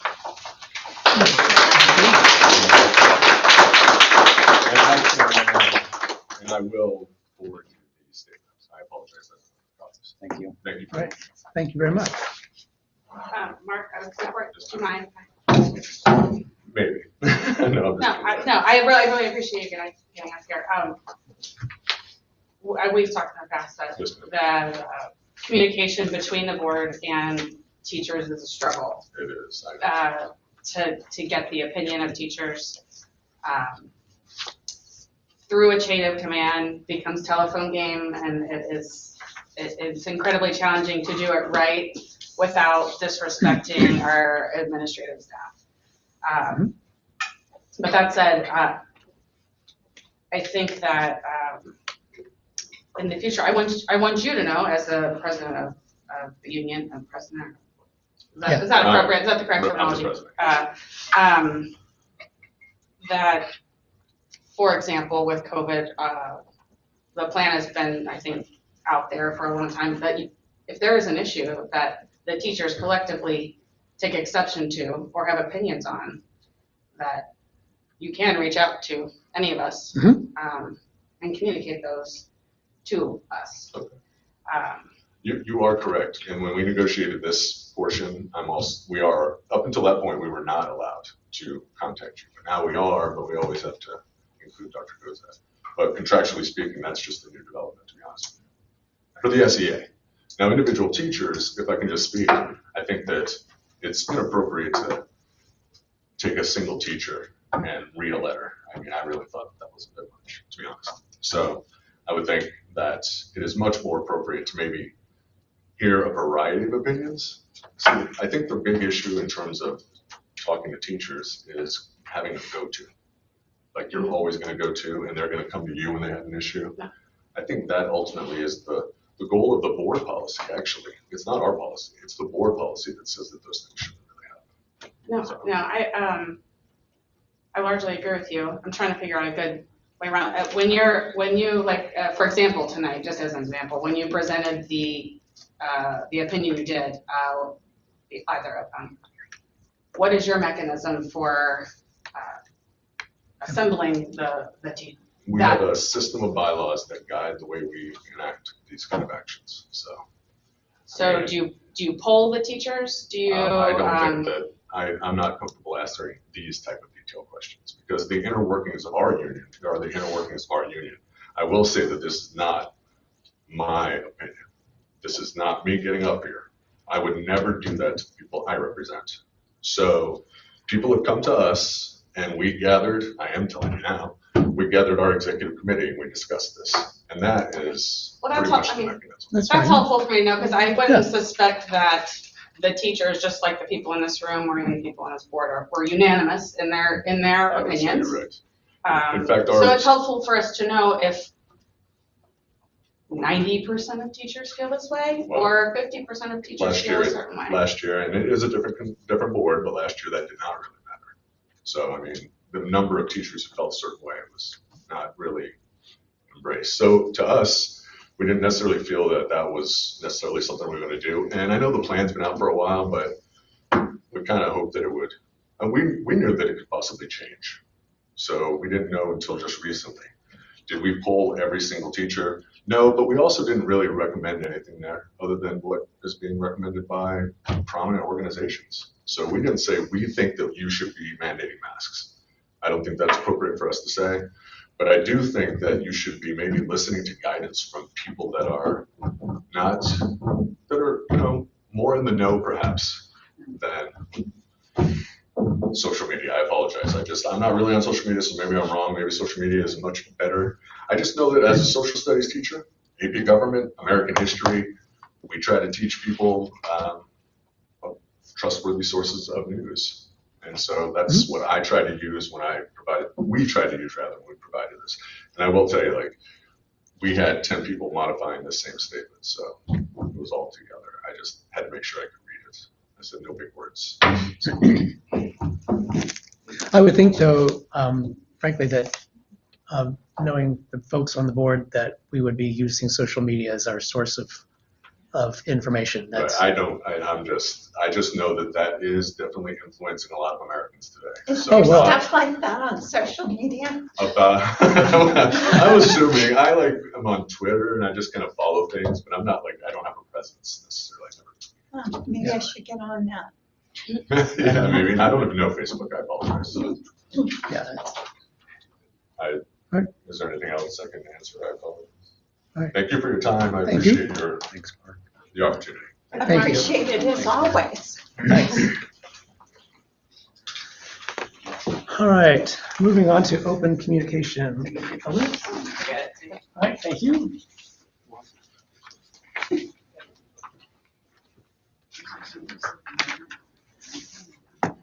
For open communication, we typically do 3 minutes a person, 15 minutes per subject. I don't really want to not include anyone who wants to speak this evening. And I'm not going to set a timer, but if you kind of go on really long, I'm going to ask you to wind it down. All right, first of all, we have Chris Mitchell talking about buses. All right, guys, like I said, nice to put a name with a face, and we're happy to get the kids back going. Yeah, if you want to get that to the podium, then you'll You're get. being streamed, don't forget. Yeah, I should yeah. work on a shirt. But like I said, we're happy to get everybody going again and ready for the year. Happy the levy passed. Finally got something going here. I guess our concern as we're just under the 2-mile radius for the busing. We live on South Alpha. The speed limit is 50 miles an hour there. It There's is. sidewalks. I am a hard ass, so I'd love to make my kids walk, but it's just, there's no way. There's no way to walk. The busing got taken away last year. We lived in Bellbrook since '02 because of the school district and everything. We just kind of felt robbed that, the busing got taken away from us.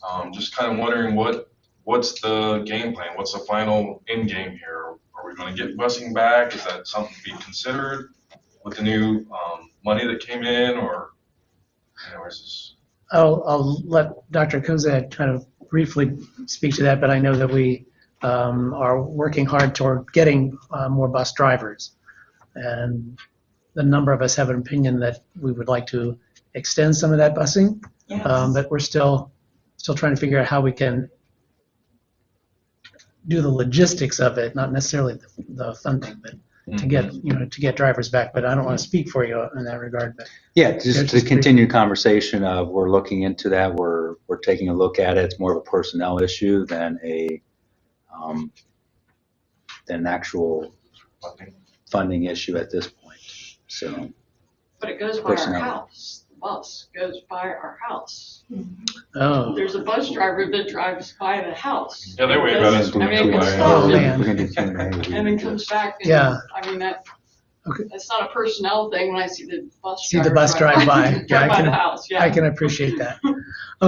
Let's take that offline, but thank you very much for that. We'll follow up. Okay, Thank you. I'll give you a call, follow up with you. sure. Sarah, 638 South Alpha.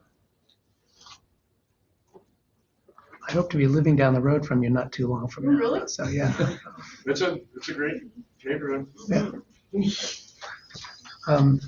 And so next, we have Sarah Williamson.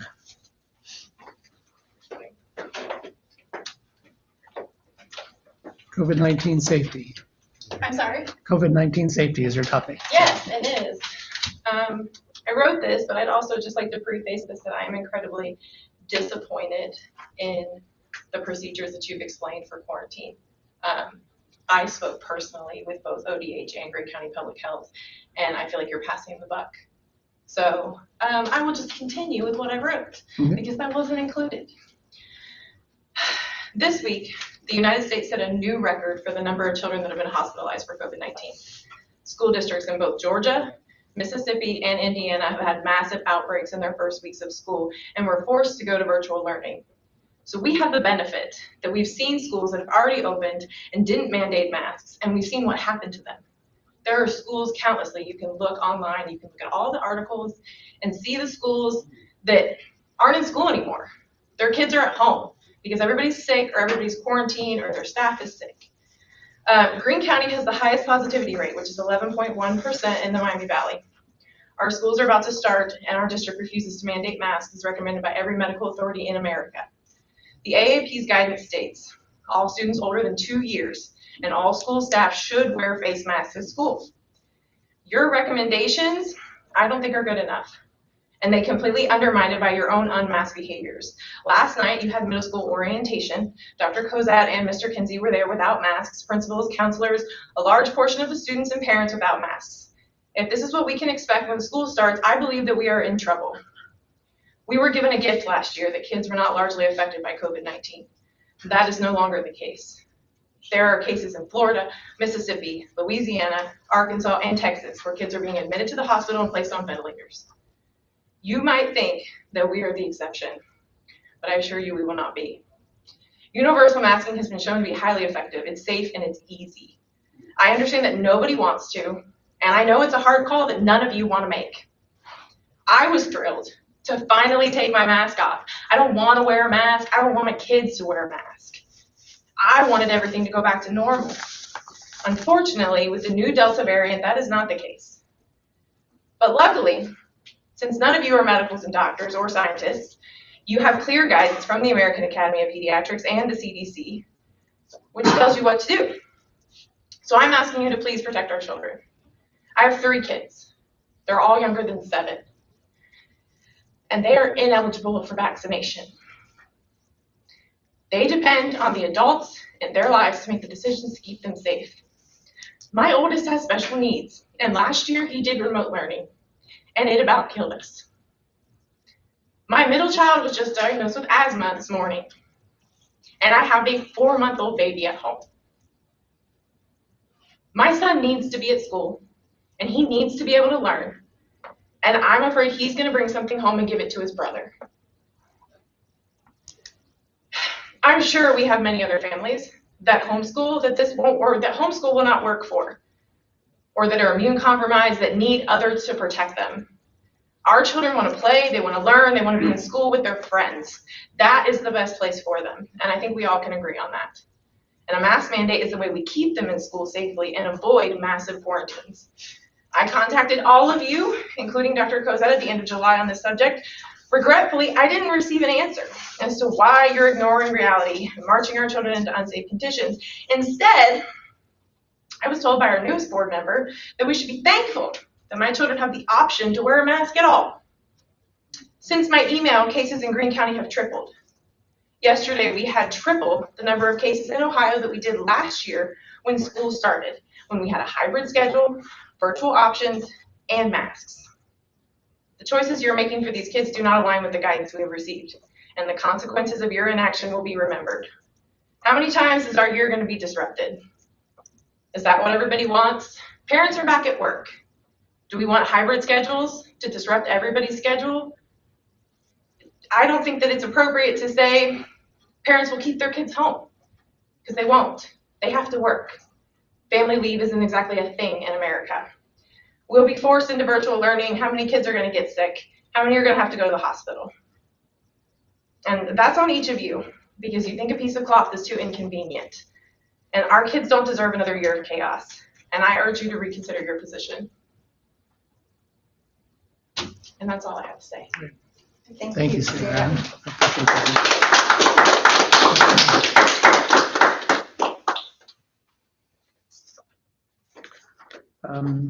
Mark Kipling for masking. Good evening. Good evening. I'm also here to advocate for requesting the district to reconsider requiring masking for at least a minimum children under 12, which I'm not sure what grade that goes to, but maybe K through 5 or something like that.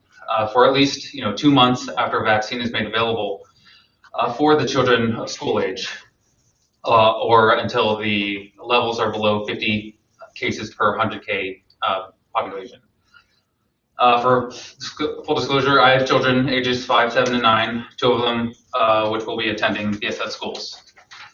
The current state of COVID in Ohio is back to levels seen in early April of 2021 or even October of 2020, depending on how you interpret how we're trending. The R0 value for the Delta variant is somewhere between 5 and 8. In comparison, the original strain was around 2.4 to 3.4. Common cold is 2 to 3, and chickenpox is around 10. This variant is highly contagious.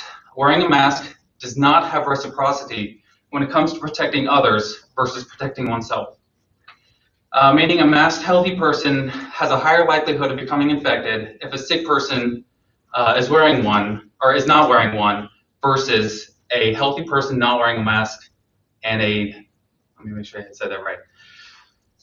You're more likely to get infected if you are wearing a mask and they're not versus if a healthy person not wearing a mask and they were, right? So, and in the best scenario, both individuals are wearing masks. So to try to curb this infection, I just need to advocate that masks be required until a vaccine is made available to try to stem the infection rate that we're seeing right now in our county or across the state. And that's about all I've got. So, I mean, any questions? Thank you very much.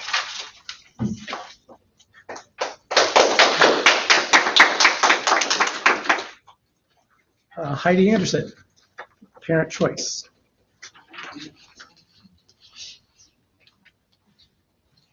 Good evening. Many of you already know me, but for those that don't, my name is Heidi Anderson, and I created the Power to the Parents Bellbrook Facebook group. We currently have 103 members. So tonight I come to you on behalf of over 100 families in our district, including myself. I now have 3 children enrolled, who support parent choice and masking. I have reached out to all of you in an email last week, so some of this may be a repeat. I really appreciate those of you who took time to respond, Dr. Kozad, Mr. Kinsey, Mrs. Dorn, and Mrs. Slothman. Back and forth is not something that people in the community are used to, so I really appreciate a response and acknowledgement that you got what I sent you. So we've all learned a lot over the last 18 months. As the saying goes, when you know better, you do better. Or when you know better, you do better. So we now know that children are less likely to catch and spread COVID, and if they do catch it, they're lucky enough to have very few complications. That has proven to be true in the last month when my own family, all 7 of us, battled COVID. Even with the new Delta variant surge, which we had, while it is more contagious, the Ohio coronavirus dashboard shows that it is thankfully not more deadly than the original version. Thanks also to Dr. Fauci's emails. We know that the cloth masks that many of us and students wear do very little to stop the virus. We also know that the cloth masks become a breeding ground for pathogens due to constant touching, licking, sweating, sitting on bathroom counters, and falling on the floor. Many children who wear masks for extended periods of time also suffer sores from staph infections and acne outbreaks. There are also the mental health side effects of masking. We have focused so much on keeping kids physically safe from COVID that we have sorely neglected their mental health. We know that over the last 18 months, the number of students seeking mental health at Dayton Children's has skyrocketed. It is crucial to student development that they can see facial expressions and cues from others. We have to stop, all of us have to stop, accepting the damage we are doing to kids and ourselves by no longer seeing each other as human beings, but potential disease-carrying threats. Amen. Everyone on social media criticizes parents like us for not following the science. We are following and listening to all the science out there. The science that told us in March 2020 that masks do nothing more than make us feel better. The science that says the virus was not airborne. The science that told us we had to wipe down our groceries with Clorox wipes. The science that told us that our only hope was a vaccine, which is now struggling to keep up with a virus that is mutating, which they always do. The science that said the vaccinated were safe to remove their masks just a month ago, while woefully ignoring the millions of us who have beaten COVID and now carry natural immunity. We have watched science flip every day, and we get that situations are fluid, but we've also watched 2 weeks to flatten the curve turn into 18 months of restrictions. The fact is that COVID is here to stay, and we could do everything right and implement all recommendations and still get infected and still have an outbreak and spread it to others. At this point, it is anyone's best guess as to how to deal with this. We are now looking to you, the board, and administration to be the voice of reason here. These kids need stability and normalcy. Masking needs to remain parent choice. No matter what happens around us, the kids of this district need to know that you are all committed to their entire well-being, not just their physical well-being. We can't make decisions out of fear. Parents that want to mask their kids are losing nothing by having masks be optional. Should parent choice be taken away, those of us with strong philosophical and religious objections to masking will pull our children out, and that will negatively affect the district. As a board, you need to remember that the kids of our district are not your kids, and we did not sign up to co-parent with you or the government. Let's instead focus on hand washing, building immune systems, staying home if we're sick, and whatever other measures that you as a family decide are necessary to protect yourself. Thank you.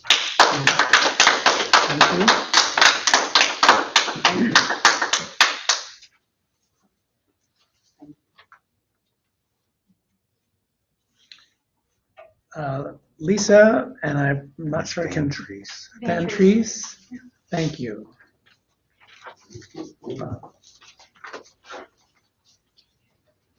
Hi, I wrote all of you last week, so you will probably, some of this will be a repeat.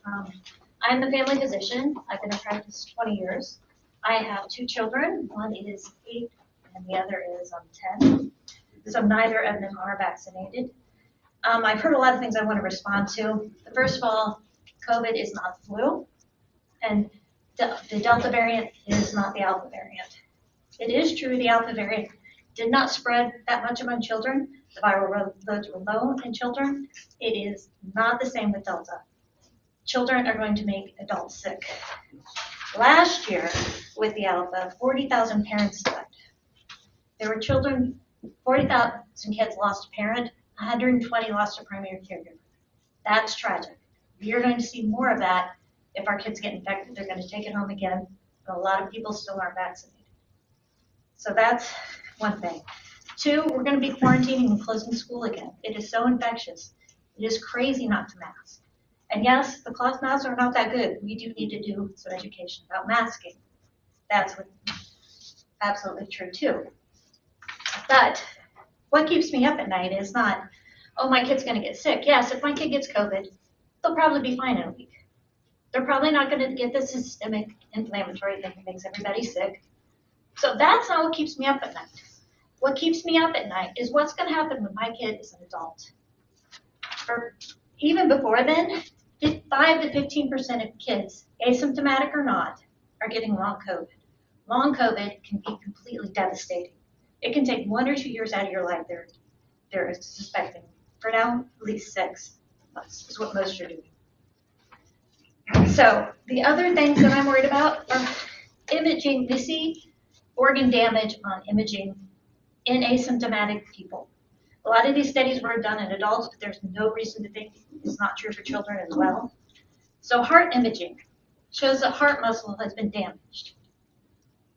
Kids are pretty resilient. They're going to get an infection. We're not going to know if their heart's damaged or not.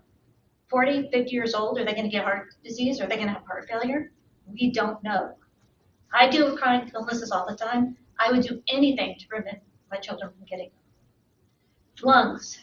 We are seeing inflammation on CAT scans, and this is in children too. Those will scar. Again, we're not going to see those effects for a long time, but I don't want my kid to have COPD when they're 30. I don't think anybody does. I don't want our kids to suffer long-term effects. And what scares me the most is we're seeing brain effects. If you take an MRI of an adult before and after, they have gray matter shrinkage. There's a good likelihood that is not coming back. We are worried that people are going to have dementia earlier, get Parkinson's. Those are terrifying things to me. This is why I want my kids masked. Not because, oh, they're going to get COVID and they'll be sick. No, I don't want them to be sick when they're 40. I don't want them to have chronic medical issues. And that terrifies me. And that's all I wanted to say. Thank you. Thank you very much. Oh, one more thing. My kids, I am not sending back to Bellbrook this year because of this policy. It breaks my heart because I love Bellbrook schools, but I can't send them back for this very reason. Thank you very much.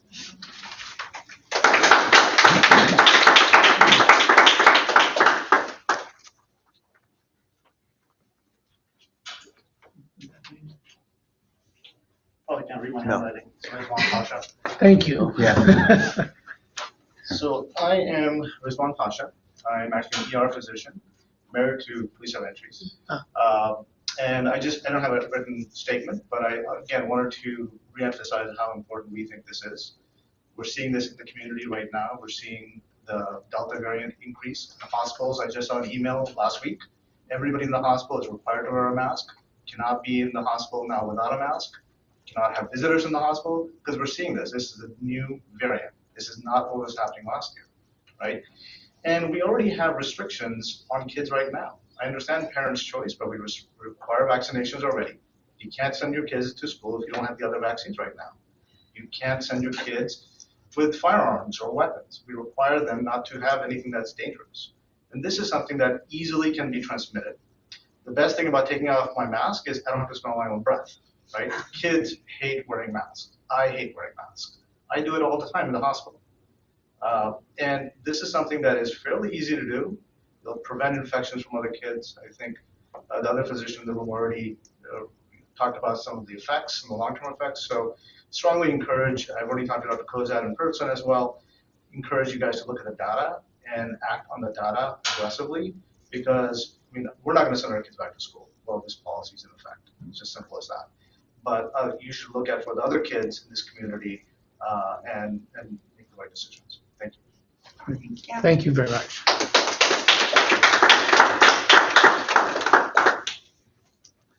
Christopher Hoskins. I don't have a prepared statement. This is my first school board meeting. My daughter's in first grade, so we started school in the pandemic. We were also very concerned for her safety. I think you guys did a really good job managing the risks last year. As shown by the data, you were very successful. You also had a mask mandate in place. It seems you have a similar set of circumstances that we're starting this year with. You're changing your strategy. It just doesn't seem like the prudent thing to do. We're also at a crossroads of deciding whether or not we're going to have my daughter come in person. There were absolute psychological sides of that coin as well. We're at a very tough spot deciding on what we're going to do here. So please keep us in your consideration, and I hope you make the right decision for the safety of the kids. Thank you very much.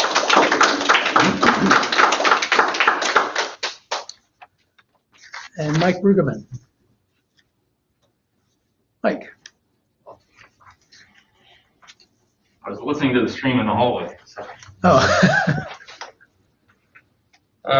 so I've appeared here, I'm Mike Brueggemann. I've appeared here many times over the last several years. I usually like to get up and give talks about whatever the topic of the day is, but whenever I do, I always make sure I give thanks to the school board, to the administrators, to the principals, to the teachers, to the guidance counselors, and to the gifted coordinator.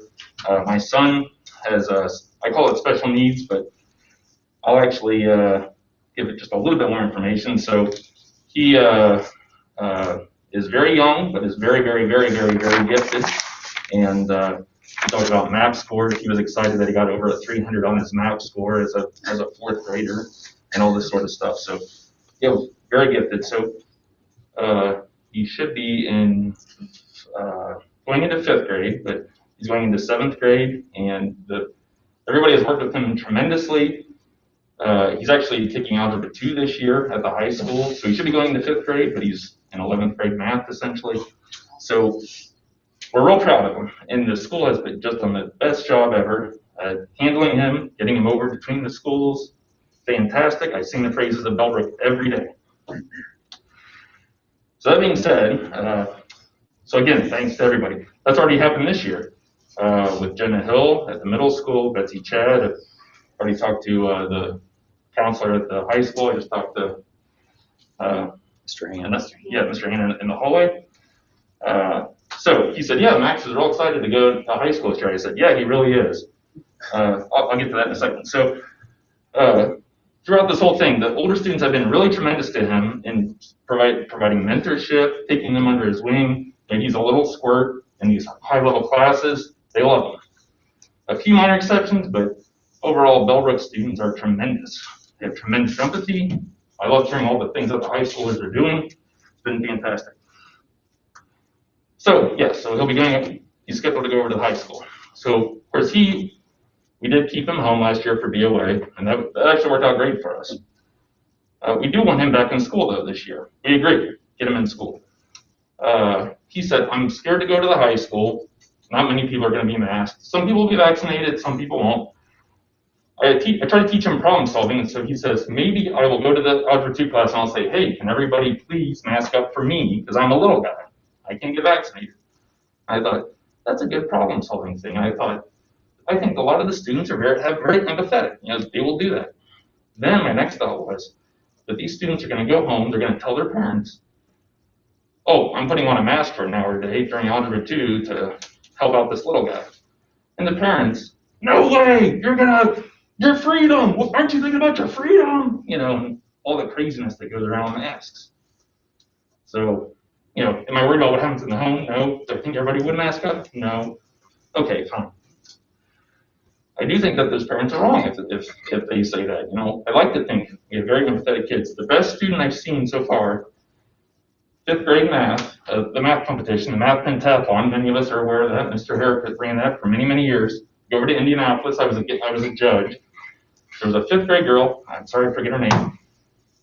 She was competing in one of the contests. I was judging it against this other girl from another district. This other girl started crying and saying, I'm terrible at math. I was told by my teacher I have to show up, but I don't know the rules, and so I just know I'm terrible at math. And this girl and I, the girl wasn't following the rules right, and the girl started saying, no, that's wrong. You don't get those points. And so through some winking and nodding with her, she got it.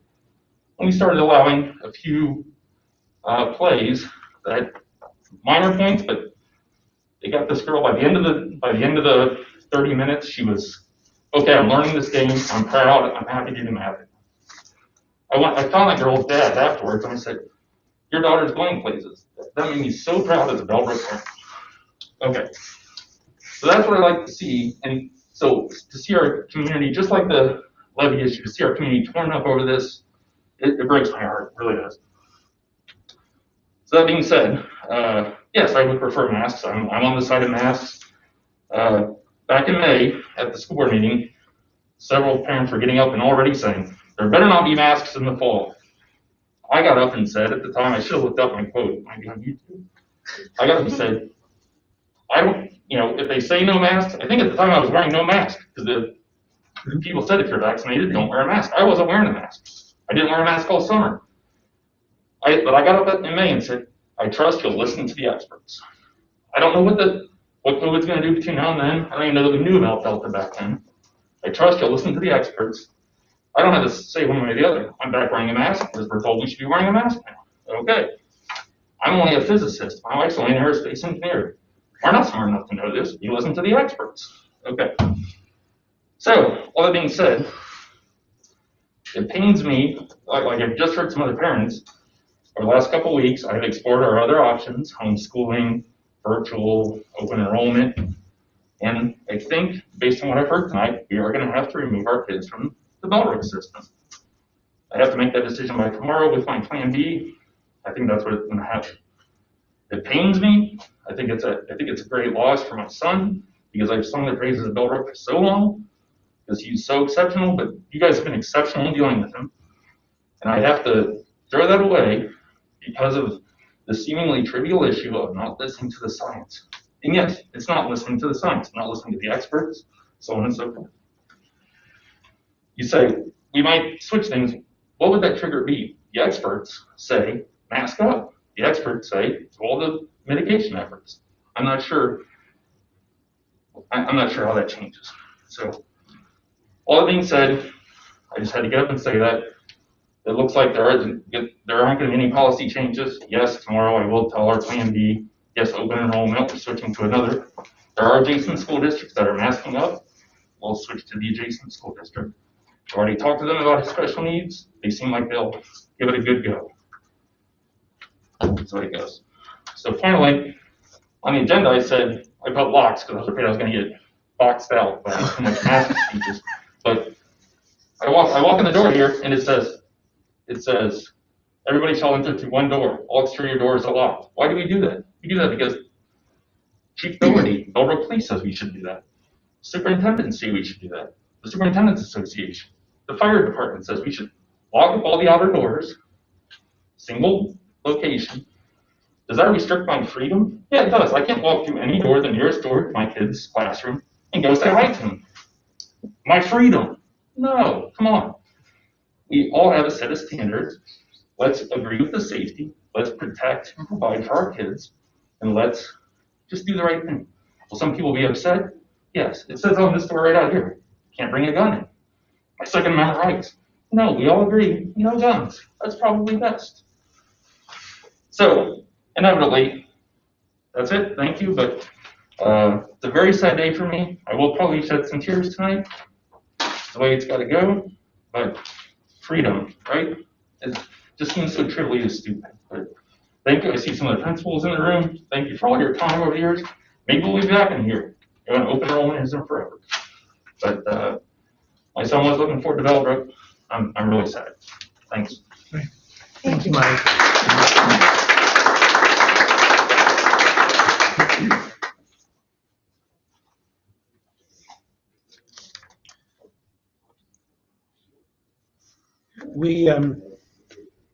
Do we have any other comments or discussion that we want to have on the return to school plan? I do want to say one thing. I really appreciate everyone coming and speaking. The emails, all the communication, the people who pulled me aside at the soccer field. This sucks. I do feel like I need to say something in defense of the parents who have it as their choice. Because there's been a lot said tonight that people are implying that people are blind or stupidly following social media news or only care about freedom. The parents who have reached out to me have reached out on behalf of their kids, and a lot have shared specific situations that have happened to their kids, and that was heartbreaking, what you just shared. It really is. And I really hope I get to meet your son. He sounds phenomenal. He is phenomenal. But there are equally heartbreaking stories to be shared on the other end of the spectrum.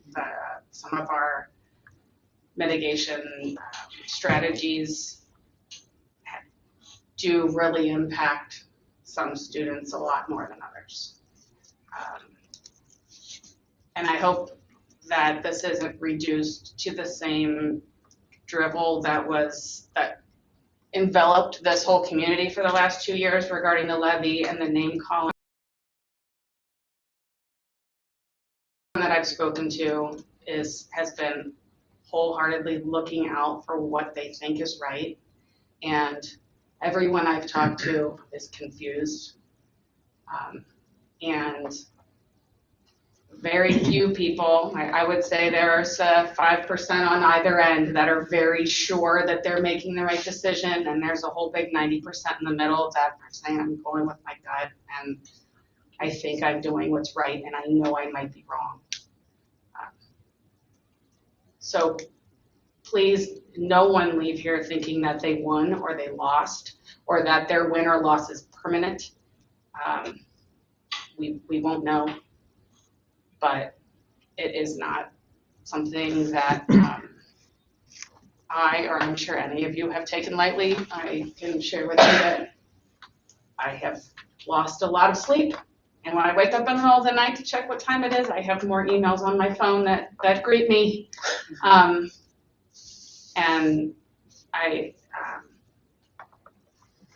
it's a struggle. So this isn't winners or losers. Our kids are losing regardless. Our kids are just sucks. Our kids are losing. And thank you all for coming and being kind and polite. And like I said when we got here, our goal tonight is to not go viral and not. This isn't. It's not. I don't mean to be funny or to make light of it, because this is hard. One of the things that I have been particularly proud of our community about is that we can have reasoned debate. And some communities there isn't reasoned debate. And to say that there isn't any mitigation strategy that's perfect either. I'll give you my own personal scenario. I've got the first dose of the vaccine in January, got the second dose of the vaccine in February, and about 2.5 weeks ago, I was diagnosed as positive with COVID, but not any of my family members or anything like that. So I was self-quarantined for another, 11 days. So I'm back to work now for a third day with, clear from symptoms and all that kind of stuff. There may be lingering things that now I might have to deal with.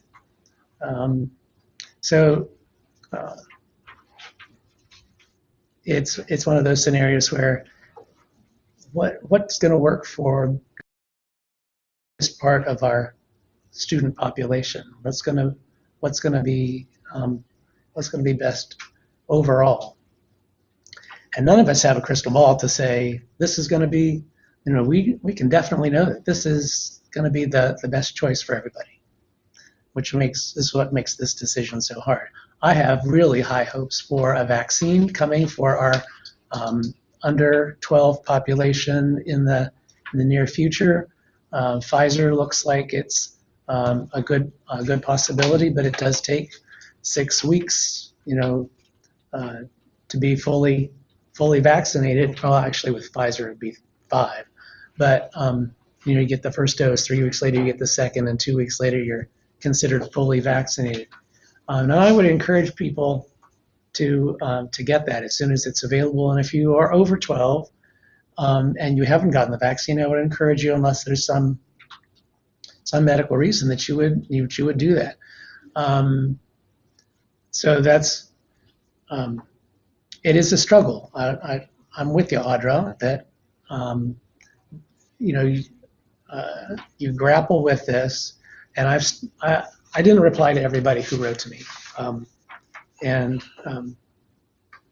I take that as a fault on my own. But I started a reply to everybody, but it's such a difficult scenario that it was hard to say, I'm definitely here and I'm definitely here, because I wasn't definitely either one. So that's a, I think that our plan at this point is a reasonable choice. Next week, we may say, maybe it's not a reasonable choice and we should change it.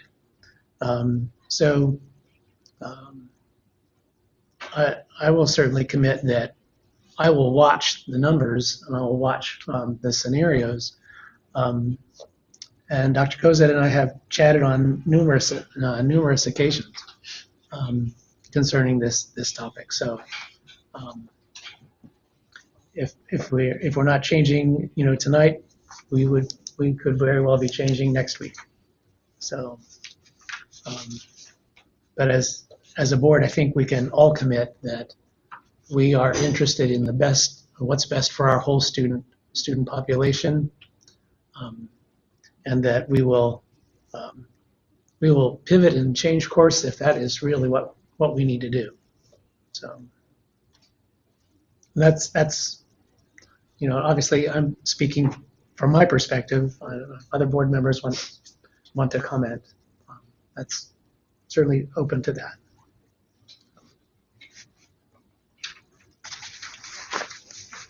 If not, then we'll go on to superintendent's report. Okay.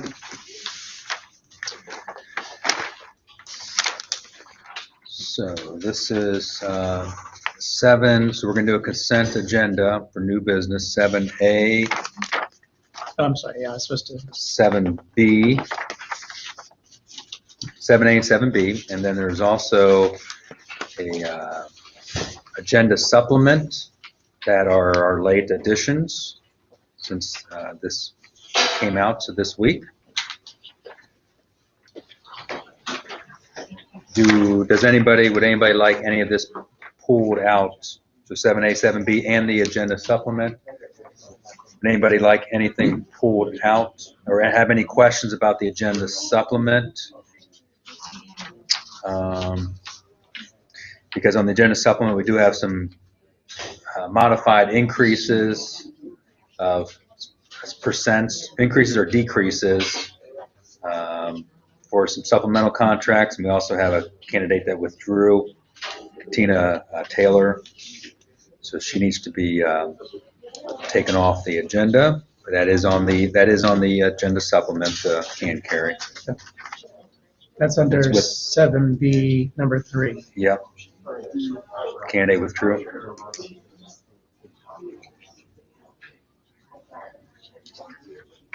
Would anybody like anything pulled out? All right, looks like there's nothing to be pulled out. Do we have a motion for the consent agenda, items 7A and 7B, including the agenda supplement? So moved. Mrs. Dorn? Second. Mrs. Sloughman? Any questions or discussions? Just kind of add that we have over 35 new staff members certified, classified. Normally we have 5 to 8 new positions, so this is probably the biggest influx of new teachers and certified and classified that we maybe have ever had. But as far as back as Mrs. Woody, who I think has been here a few years as far as she can remember, so it's been a long time. We've had that many. 44 years. 44 years, yes. She started when she was 5. And again, folks left for various reasons, as Mr. Hand, a couple of his folks became principals in places. So for various reasons, resignations, retirements, certain situations, but this is just a pretty much unprecedented hiring this year number. All right. All right, Mr. Lyman, call the roll. Mr. Carpenter? Yes. Mrs. Dorn? Yes. Mr. Kinsey? Yes. And Mrs. Sloughman? Yes. Motion passes for the consent agenda items. Would any of the principals like to introduce, if they're here, waiting patiently more than you bargained for, maybe. Mrs. Keaton. Yes, Yes. good evening. This is a I'd like news to like something. introduce Tate Akley. Akley.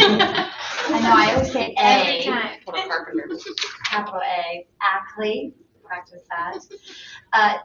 Tate was our student teacher many years ago, and she was student teacher for Peggy Collier in 2nd grade.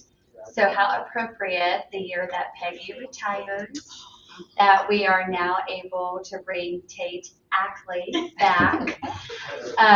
She has been teaching 3rd grade at Northridge ever since we were unable to hire her. And so now she's back home at Stephen Bell where she belongs, and she's going to be our reading specialist because Ashley Dewberry has decided that she needed to stay home with her 3 kids and just found that teaching during the pandemic was just too much. Yeah. And so as Dr. Kozad shared, we do have educators that are leaving the profession now. So we're delighted to have Tate join the school family, and the staff is delighted to have her back. And so I just wanted to properly introduce her tonight. And I did whisper to her that these normally don't last 3 hours. But lately they do. Yeah, they do. Lately. They Sure do. do. So Welcome to Tate. what grade level? First grade. First grade. Yes. Oh, Thank you. And just a testament to our principals of choosing some high quality folks and have just gone above and beyond this summer. We've had a lot of hiring and a lot of late hiring. And just to also introduce Mr. Donnie Phelps as our new BCI principal. He comes to us straight from across the road here at Bellbrook High School. Does have some previous experience in administration at Clinton Massey, but has done a fantastic job at the high school and has already hit the ground running. You would have to. Running, I don't think it's fast enough to explain it. Sprinting, light speed, of really digging in over there and getting up to speed on everything, and also doing some hiring, and so we welcome Mr. Phelps as the BCI principal. So thank you. Nice. In addition to our principals who've done a fantastic job hiring this summer, I just want to also say thank you to Mrs. Chad, Mrs. Sigmund, who have also been involved in some interviewing this summer when we're in a transition period of before Mr. Phelps was hired. I know especially Mrs. Chad was taking on some of those responsibilities along with myself of interviewing, screening, and so forth until Mr. Phelps. And Mr. Phelps thought he was out of interviewing for teaching, and then we had a late person. We've been very fortunate. We've got a really great staff over at BCI. I was just sitting here reflecting many years ago when I sat at my first board meeting at Bellbrook as a teacher, and I thought, this is the place. I've arrived. I felt like I was at home right away, and it was a very different time, and the community has overcome a great deal, and I'm still just as proud to be a Golden Eagle. So I just want to say I'm very humbled by the outpour of support. The BCI staff is amazing. I don't think the high school's amazing. I was proud to be a part of that staff, but these people have just come out of the woodwork in their summer to help me find out what I didn't know and support me in decision making. And it's just been a really, really uplifting and invigorating start over there. So I'm just thrilled and proud to serve and looking forward to a really great year. Very nice. Awesome. Re-welcome. Yes. That was great. All right, going on to C, tutor rate. So we recommend approval to set the teacher tutor rate at $40 an hour effective with the 21-22 school year per SEA master agreement. I'm on page 6 here, article 6.14. All right, do we have a motion? So moved. Mrs. Dorn, Second. Mr. Kinsey. And this has been $25 for quite a long time. And really this impacts like home instruction students, the students that are maybe out for, extended period of time. Maybe it's 4 weeks, 6 weeks, 8 weeks. And so a teacher meets with them to help with them with their homework. So we've increased this to 40. We're really finding it hard time finding people to do that for $25 an hour. So we think 40 will be much better. All right. Any questions or comments? All right, please call the roll. Mrs. Dorn, Yes. Mr. Kinsey, Yes. Mrs. Sloughman, Yes. Mr. Carpenter. Yes, motion passes. D, substitute rate of pay. Recommend approval to set substitute rate of pay beginning with the 21-22 school year, and I can explain those once it's. Do we have a motion? So moved. Mrs. Sloughman, Second. Mrs. Dorn. So again, trying to be competitive. So we looked at some surrounding districts of their substitute pay rate, and then also looked at our pay scale and tried to find some more enticing sub salaries. Again, I think really the classified folks of custodian, secretary, and so forth there, we really have a difficult time finding subs in those areas, and we have maybe one or two or a few, and it just is really challenging. Custodian, I'm pretty sure we have 0, and actually you're down 1 because 1 withdrew.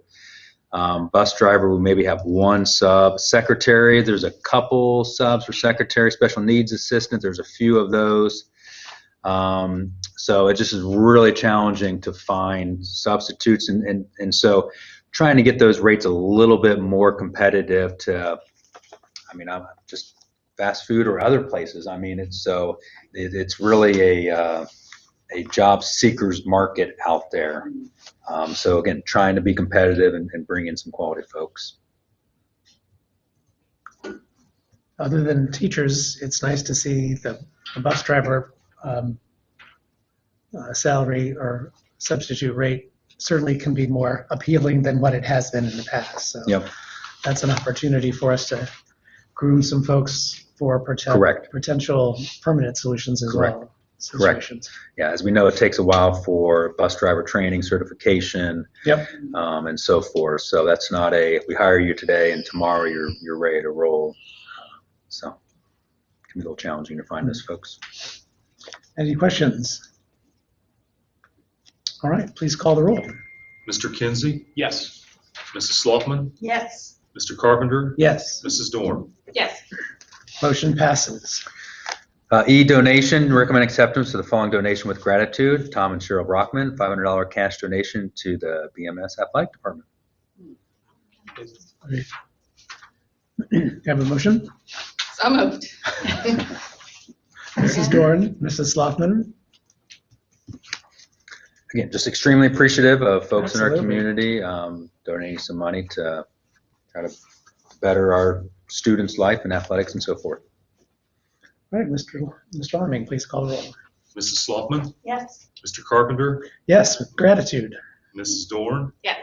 and Mr. Kinsey. Yes. Motion passes. All right, items of information and discussion, topics for the August 26th meeting.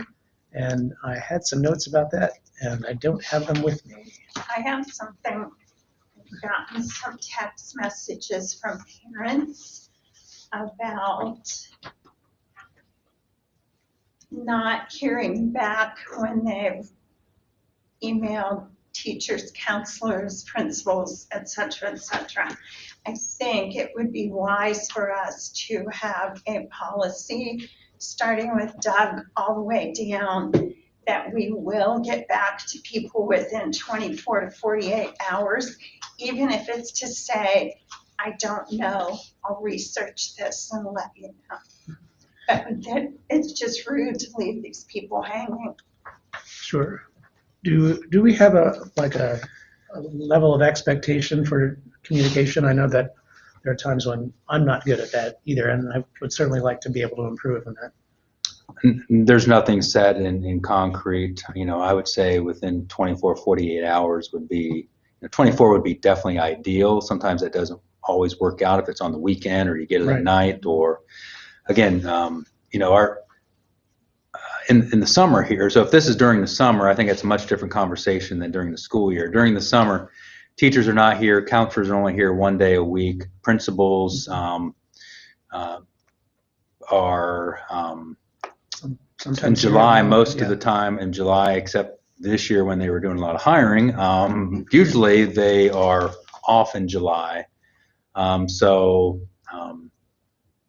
it's a little different kind of context in the middle of the summer during the school year.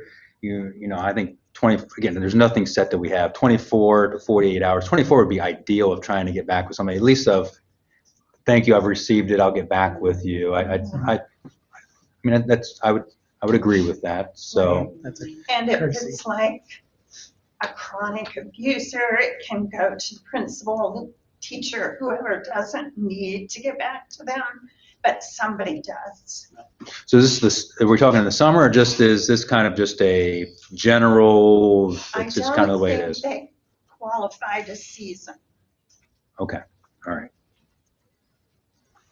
Okay. We can definitely dig into that and try to see if there's anything that we have, or at least try to get some type of information out of, hey, it's best practice to get back with folks within 24 or so hours, school business hours kind of thing, you know, not weekends and so forth. But Well, that's why 48 is also good. Yeah. If somebody contacts you late on a Friday, Right. you don't have to get back till Monday. Sure. Yeah.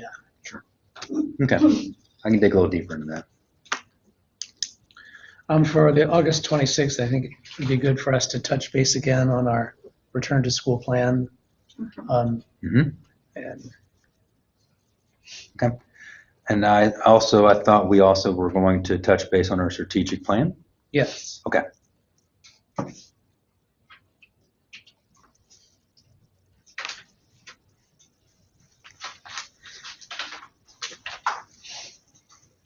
And then the, communication nights, I didn't know if that was The chats? the. Community I chats? don't know, I don't remember. Community chat, is that what we call them? Yeah. We wrestled with the name, I think, yeah. Timeline for that, is that something we need to talk about at the August meeting? Is that something that you intend to talk about at your next advisory council meeting? I think might be good to put it on this as a discussion point, and we can just go from there. Okay. I think that would be a good topic to have. Kind of roll out of the community chat, and I think we were going to focus on communication. I thought That was the plan at the time, right. but Yeah. like we've talked about tonight, lots of things change over the course of time. So that was the plan as of, I think, Sure. May, June. Early June? I think it might have been Something early like June. that. Something like that. But I can maybe bring some information or some possibilities, some thoughts, and just as a discussion starter. Yeah, even just take a look at the calendar and Right. try to target a date for when the first one will be so that we have a goal to work towards. Correct. Okay.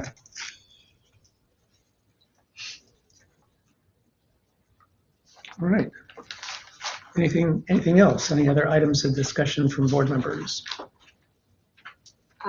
I've had some requests, we've talked about this a little bit, Dr. Kozak, could we clarify for parents building open times, just universally? I think that we're reporting them on the website a little bit differently per building, and some of the buildings say when the office opens, parents are asking when doors open. I think that could help, not everyone, it's not a solution for everyone, but could help a lot of folks who are struggling without busing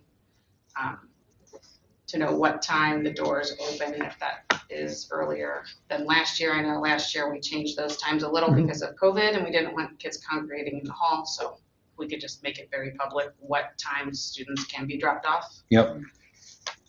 I will work with the principals on that to make sure that information goes out to the parents. Thank you. Yep. And the drop-off plan for BCI has gone out to all the parents already too. So that's. Has a map on it, is there a map? It's a map going out yet about that. Jacob and I just met today to firm all that up, so. Yeah. Hopefully by the end of the day tomorrow. Okay. Great. Yep. Great. And then just to add to that, the transportation information in the past for those students that are eligible for transportation in the past, there was a website that they went to and they saw that information. That information is now in final forms, and it's ready right now. It's live right now. Okay. So I'll send out an email to parents letting them know. Again, that was in the email earlier in the week.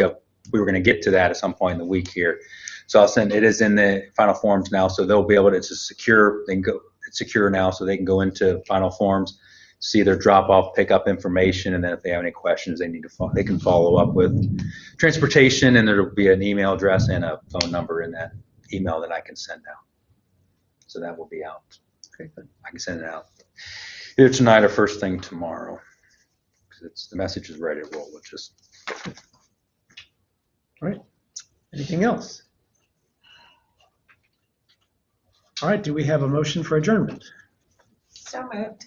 Mrs. Sloughman, Second. Mrs. Dorn. Any objections? None here. All right. Let's call the roll, please. Mr. Carpenter, Yes. Mrs. Dorn, Yes. Mr. Kinsey, Yes. Mrs. Sloughman. Yes. Motion passes. 9:25. That's actually not too. Early. It's kind of early.